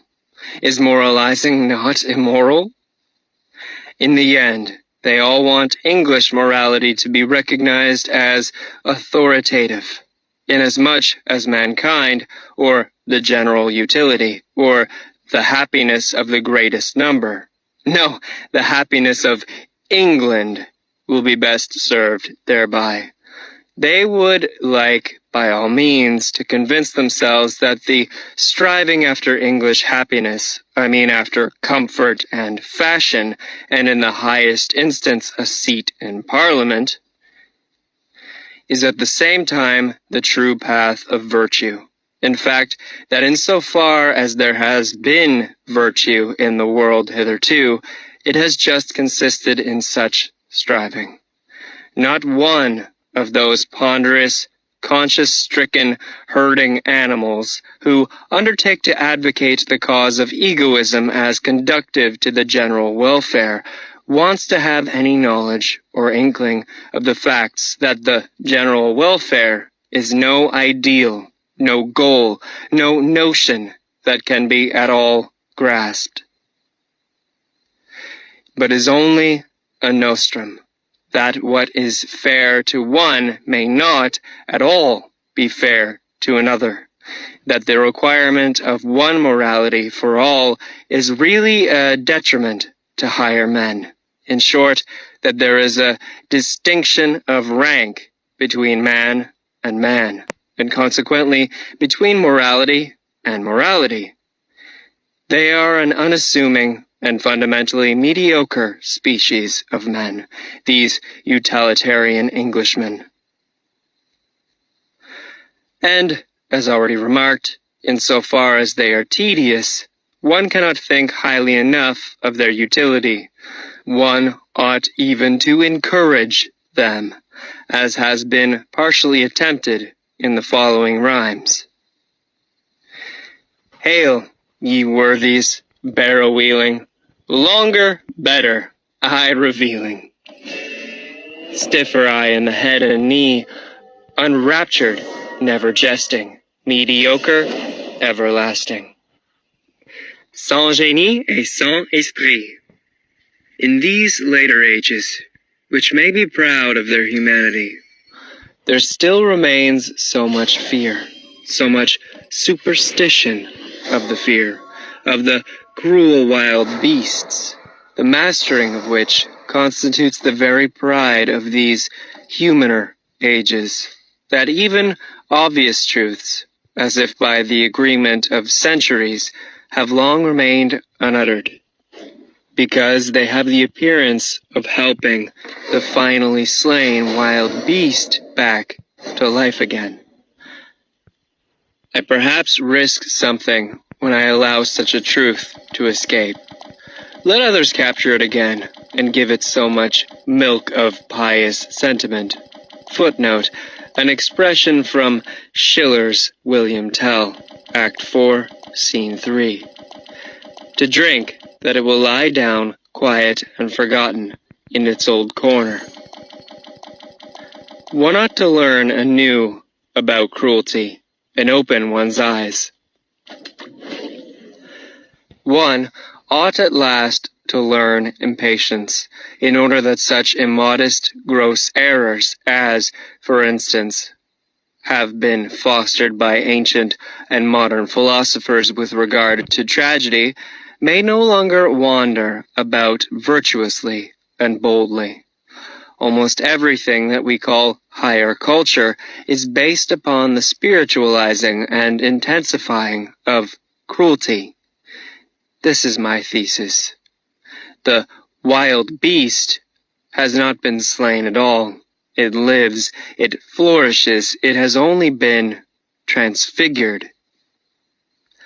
That which constitutes the painful delight of tragedy is cruelty. That which operates agreeably in so-called tragic sympathy, and at the basis even of everything sublime, up to the highest and most delicate thrills of metaphysics, obtains its sweetness solely from the intermingled ingredient of cruelty.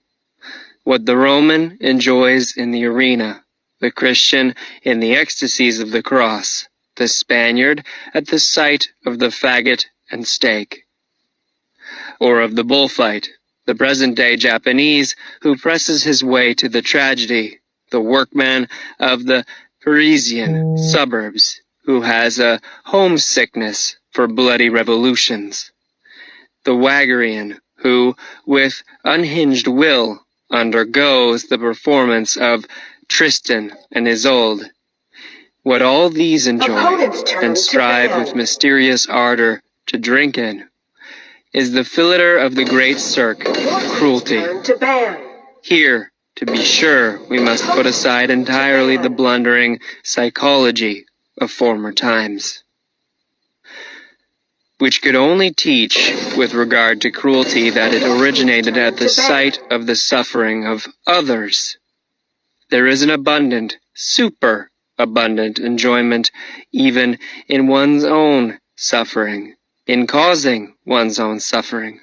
And wherever man has allowed himself to be persuaded to self-denial in the religious sense, or to self-mutilate, as among the Phoenicians and ascetics, or in general to desensualization, decarnalization, and contrition, to puritanical repentance spasms, to vivisection of conscience, and to Pascal-like sacrificia del intelletto.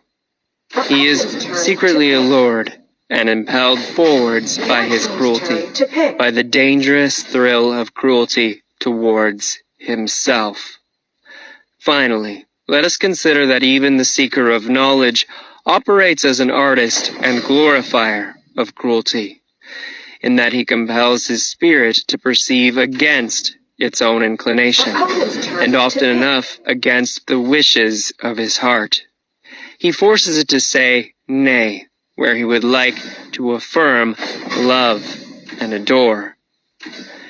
Indeed, every instance of taking a thing profoundly and fundamentally is a violation, an intentional injuring of the fundamental will of the spirit, which instinctively aims at appearance and superficiality.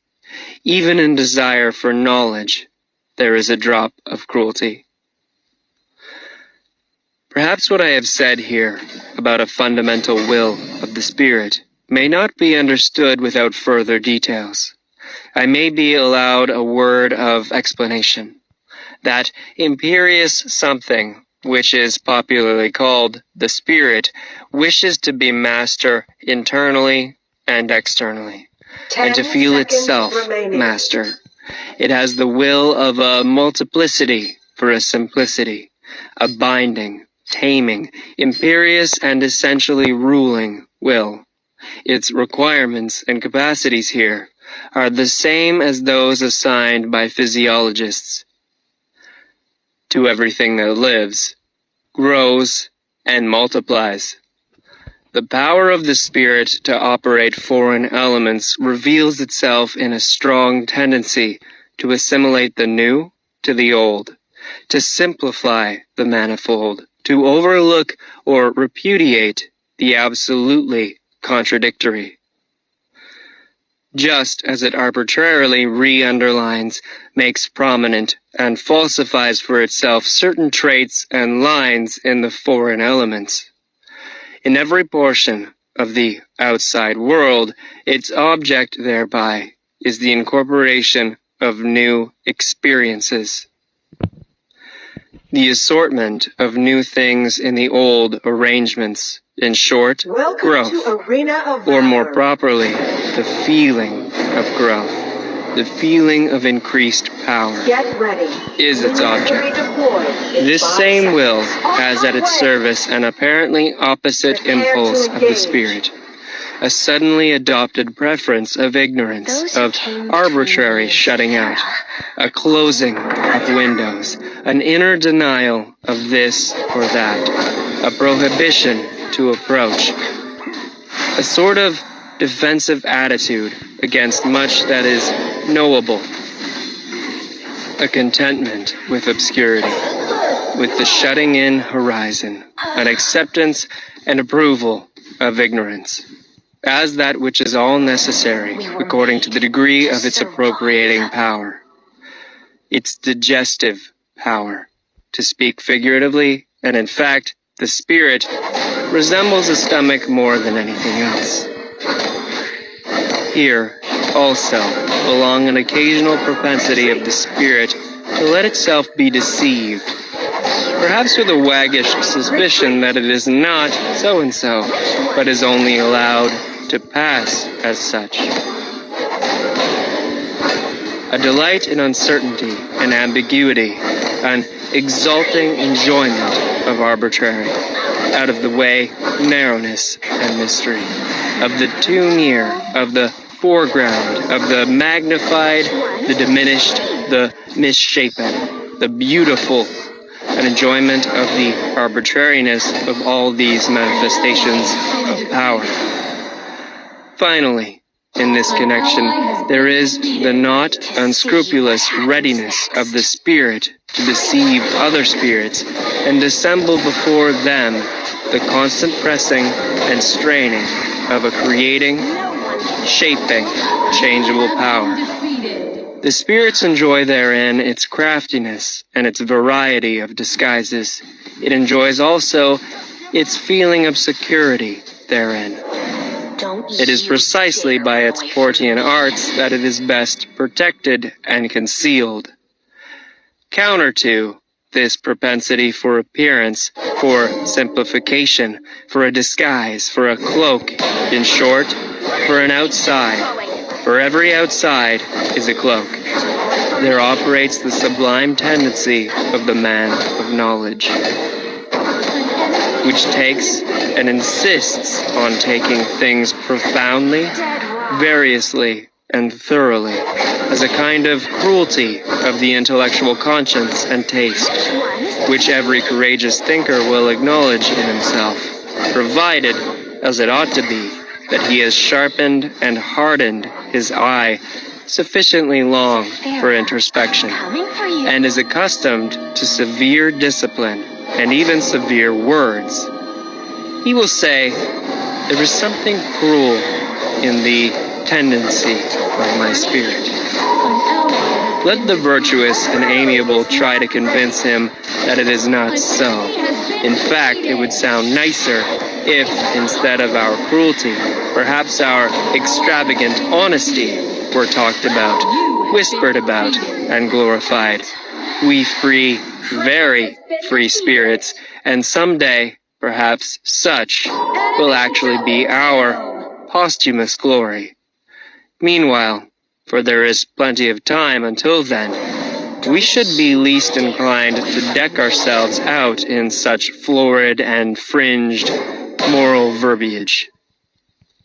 Our whole former work has just made us sick of this taste and its sprightly exuberance. They are beautiful, glistening, jingling, festive words, honesty, love of truth, love of wisdom, sacrifice for knowledge, heroism of the truthful. There is something in them that makes one's heart swell with pride. But we anchorites and marmots have long ago persuaded ourselves in all the secrecy of an anchorite's conscience that this worthy parade of verbiage also belongs to the old false adornment, frippery and gold dust of unconscious human vanity, and that even under such flattering color and repainting, the terrible original text, Homo Natura, must again be recognized, in effect, to translate man back again into nature, to master the many vain and visionary interpretations and subordinate meanings which have hitherto been scratched and daubed over the eternal original text, Homo Natura, to bring it about that man shall henceforth stand before man as he now, hardened by the discipline of science, stands before the other forms of nature, with fearless Oedipus eyes and stopped Ulysses ears, deaf to the enticements of old metaphysical bird-catchers, who have piped to him far too long. Thou art more, thou art higher, thou hast a different origin. This may be a strange and foolish task, but that it is a task, who can deny? Why did we choose it, this foolish task? Or, to put the question differently, why knowledge at all? Everyone will ask us about this, and thus pressed, we, who have asked ourselves the question 100 times, have not found and cannot find any better answers. Learning alters us. It does what all nourishment does that does not merely conserve, as the physiologist knows. But at the bottom of our souls, quite down below, there is certainly something unteachable, a granite of spiritual fate, of predetermined decision and answer to predetermined, chosen questions. In each cardinal problem, there speaks an unchangeable, I am this. A thinker cannot learn anew about man and woman, for instance, but can only learn fully. He can only follow to the end what is fixed about them in himself. Occasionally we find certain solutions of problems which make strong beliefs for us. Perhaps they are henceforth called convictions. Later on, one sees in them only footsteps to self-knowledge, guideposts to the problem which we ourselves are, or more correctly to the great stupidity which we embody, our spiritual fate, the unteachable in us, quite down below. In view of this liberal compliment which I have just paid myself, permission will perhaps be more readily allowed me to utter some truths about women as she is, provided that it is known at the outset how literally they are merely my truths. Woman wishes to be independent, and therefore she begins to enlighten men about women as she is.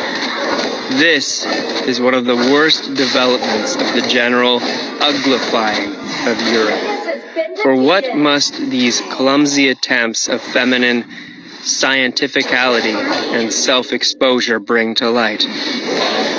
Woman has so much cause for shame. In woman there is so much pedantry, superficiality, schoolmasterliness, petty presumption, unbridledness, and indiscretion concealed. Study only woman's behavior towards children. which has really been best restrained and dominated hitherto by the fear of man. Alas, if ever the eternally tedious in women, she has plenty of it, is allowed to venture forth, if she begins radically and on principle to unlearn her wisdom and art of charming, of playing, of frightening away sorrow, of alleviating and taking easily, if she forgets her delicate aptitude for agreeable desires, female voices are already raised, which, by Saint Aristophanes, makes one afraid. With medical explicitness, it is stated in a threatening manner that women, first and last, requires from man. Is it not in the very worst taste that women thus sets herself up to be scientific? Enlightenment hitherto has fortunately been men's affair, men's gift. We remained therewith among ourselves, and in the end, in view of all that women write about women, we may well have considerable doubt as to whether women really desires enlightenment about herself and can desire it. If woman does not thereby seek a new ornament for herself, I believe ornamentation belongs to the eternally feminine. Why, then, she wishes to make herself feared. Perhaps she thereby wishes to get the mastery. But she does not want truth. What does woman care for truth? From the very first, nothing is more foreign, more repugnant, or more hostile to women than truth. Her great art is falsehood. Her chief concern is appearance and beauty. Let us confess it, we men, we honor and love this very art and this very instinct in women. We who have the hard task, and for our recreation gladly seek the company of beings under whose hands, glances, and delicate follies, our seriousness, our gravity, and profundity appear almost like follies to us. Finally, I ask the question, did a woman herself ever acknowledge profundity in a woman's mind, or justice in a woman's heart?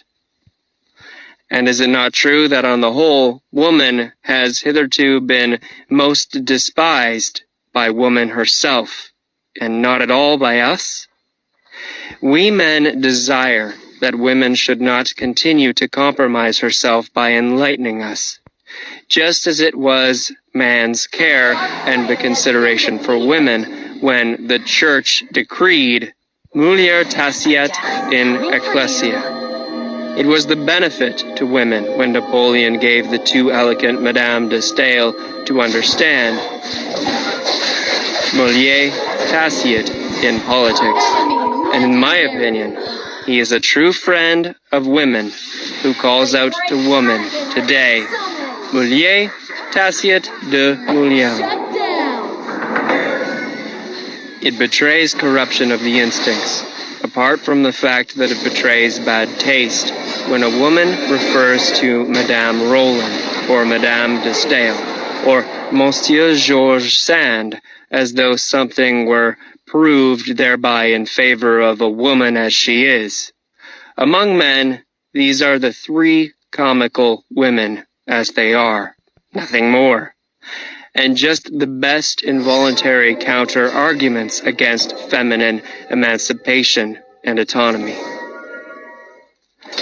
Stupidity in the kitchen, woman as cook, the terrible thoughtlessness with which the feeding of the family and the master of the house is managed. Woman does not understand what food means, and she insists on being cook. If woman had been a thinking creature, she should certainly, as cook for thousands of years, have discovered the most important psychological facts, and should, likewise, have gotten possession of the healing art. Through bad female cooks, through the entire lack of reason in the kitchen, the development of mankind has been longest retarded and most interfered with. Even today, matters are very little better. a word to high school girls. There are turns and casts of fancy. There are sentences, little handfuls of words, in which a whole culture, a whole society, suddenly crystallizes itself. Among these is the incidental remark of Madame de Lambert to her son. Mon ami, What's this? ne vous permettez jamais que des folies qui vous feront grand plaisir? The motherliest and wisest remark, by the way, that was ever addressed to a son. I have no doubt that every noble woman will oppose what Dante and Goethe believed about women. The former when he sang Ella guardava susso ed io in lei, and the latter when he interpreted it. The eternally feminine draws us aloft, for this is just what she believes of the eternally masculine. 7 apothegms for women. How the longest ennui flees when a man comes to our knees. Age, alas, and science stayed, furnish even weak virtue aid. Somber garb and silence meet, dressed for every dame, discreet. Whom I thank when in my bliss, God, and my good tailoress. Young, a flower-decked cavern home, old, a dragon thence doth roam. Noble title, leg that's fine, man as well, oh, were he mine. Speech in brief, and sense in mass, slippery for the Jenny ass. A woman has hitherto been treated by men like birds, which, losing their way, have come down among them from an elevation, as something delicate, fragile, wild, strange, sweet, and animating, but as something also which must be cooped up to prevent it flying away. To be mistaken in the fundamental problem of man and woman, to deny here the profoundest antagonism and the necessity for an eternally hostile tension, to dream here, perhaps, of equal rights, equal training, equal claims and obligations, that is a typical sign of shallow-mindedness, and a thinker who has proved himself shallow at the dangerous spot. Shallow in instinct may generally be regarded as suspicious, nay more, as betrayed, as discovered. He will probably prove too short for all fundamental questions of life, future as well as present, and will be unable to descend into any of the depths. On the other hand, a man who has depth of spirit as well as of desires, and has also the depth of benevolence which is capable of severity and harshness, and easily confounded with them, can only think of women as Orientals do. He must conceive of her as a possession, as confinable property, as a being predestined for service at accomplishing her mission therein. He must take his stand in this matter upon the immense rationality of Asia, upon the superiority of the instinct of Asia, as the Greeks did formerly, those best heirs and scholars of Asia who, as is well known, with their increasing culture and amplitude of power from Homer to the time of Pericles, became gradually stricter towards women. In short, more Oriental. How necessary, how logical, even how humanely desirable this was. Let us consider for ourselves. The weaker sex has in no previous age been treated with so much respect by men as at present. This belongs to the tendency and fundamental taste of democracy, in the same way as disrespectfulness to old age. What wonder is it that abuse should be immediately made of this respect? They want more.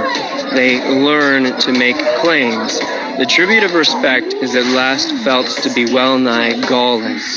Rivalry for rights, indeed actual strife itself, would be preferred.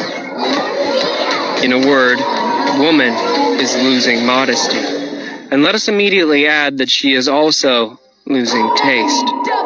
She is unlearning to fear man, but the woman who unlearns to fear sacrifices her most womanly instincts. The woman should venture forward when the fear-inspiring quality in man, or more definitely, the man in man, is no longer either desired or fully developed, is reasonable enough and also intelligible enough.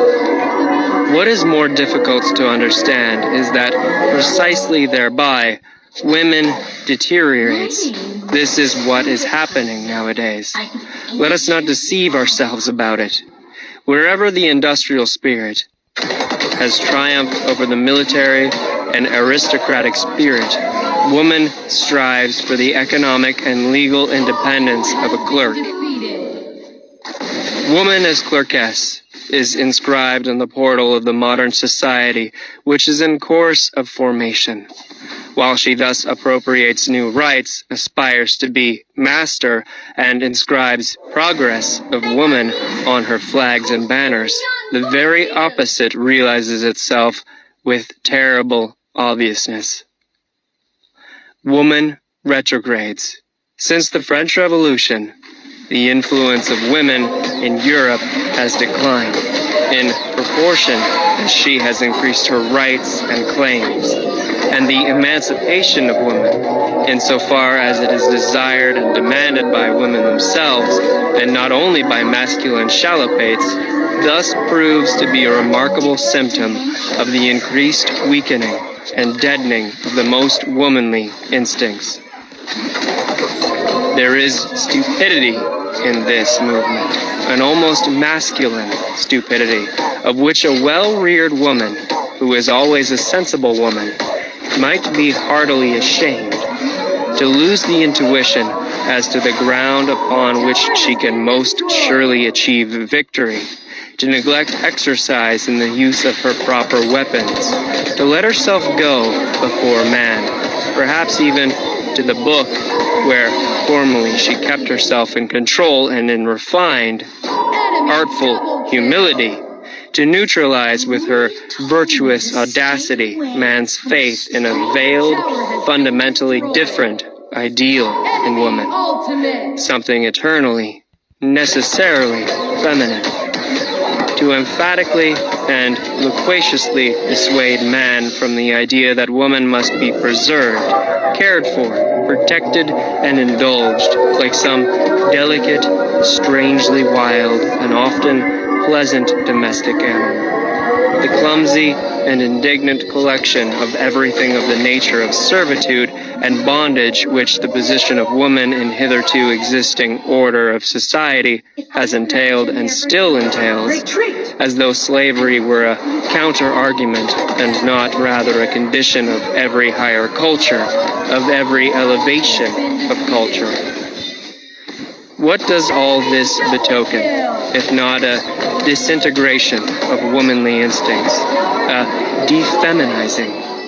Certainly, there are enough of idiotic friends and corrupters of women among the learned asses of the masculine sex, who advise women to defeminize herself in this manner, and to imitate all the stupidities from which man in Europe, European manliness, suffers.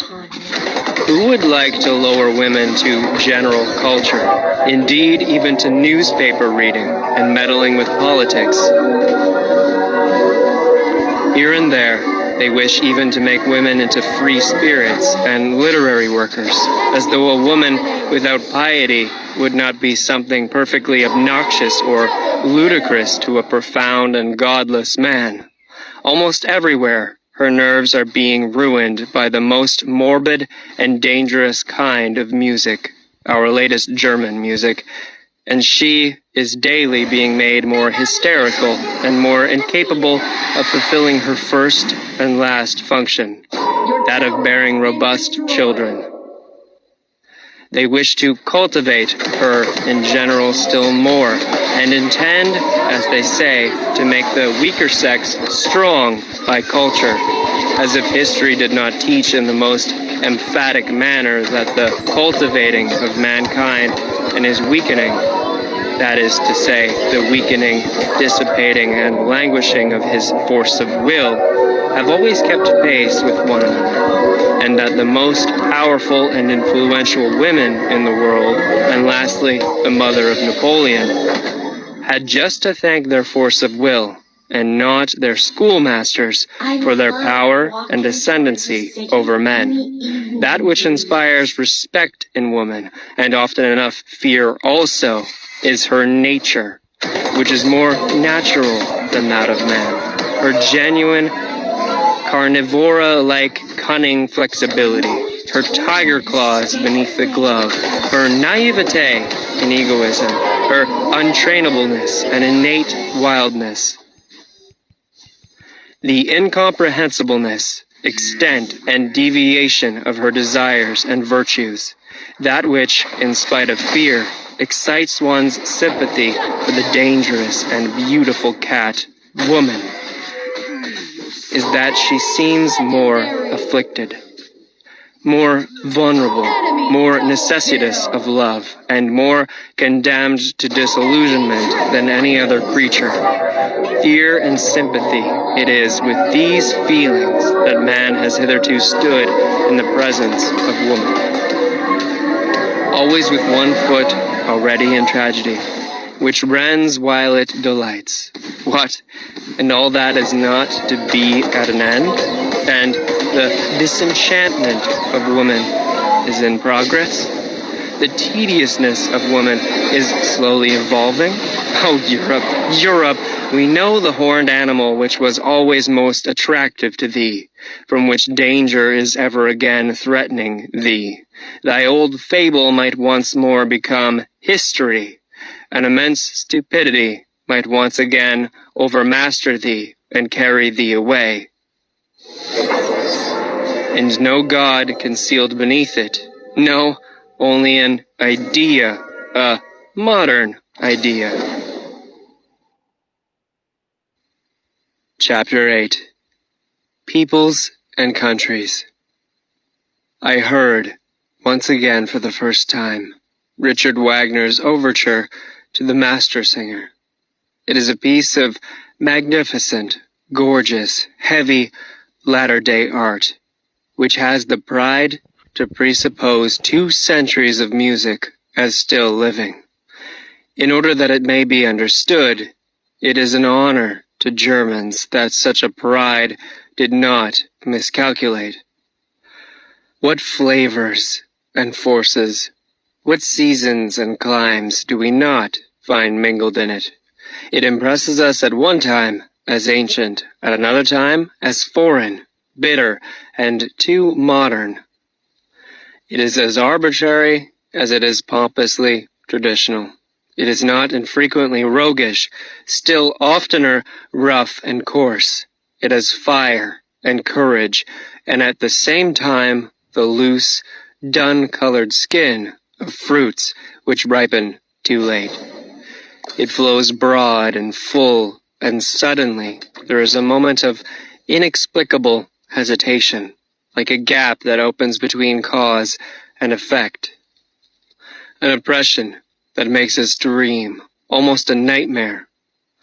But already it broadens and widens anew, the old stream of delight, the most manifold delight, of old and new happiness, including especially the joy of the artist in himself, which he refuses to conceal, his astonished, happy cognizance of his mastery of the expedients here employed, the newly acquired, imperfectly tested expedients of art which he apparently betrays to us. All in all, however, no beauty, no south, Nothing of the delicate southern clearness of the sky, nothing of grace, no dance, hardly a will to logic, a certain clumsiness, even, which is also emphasized as though the artist wished to say to us, "It is part of my intention." A cumbersome drapery, something arbitrarily barbaric and ceremonious, a flurring of learned and venerable conceits and witticisms.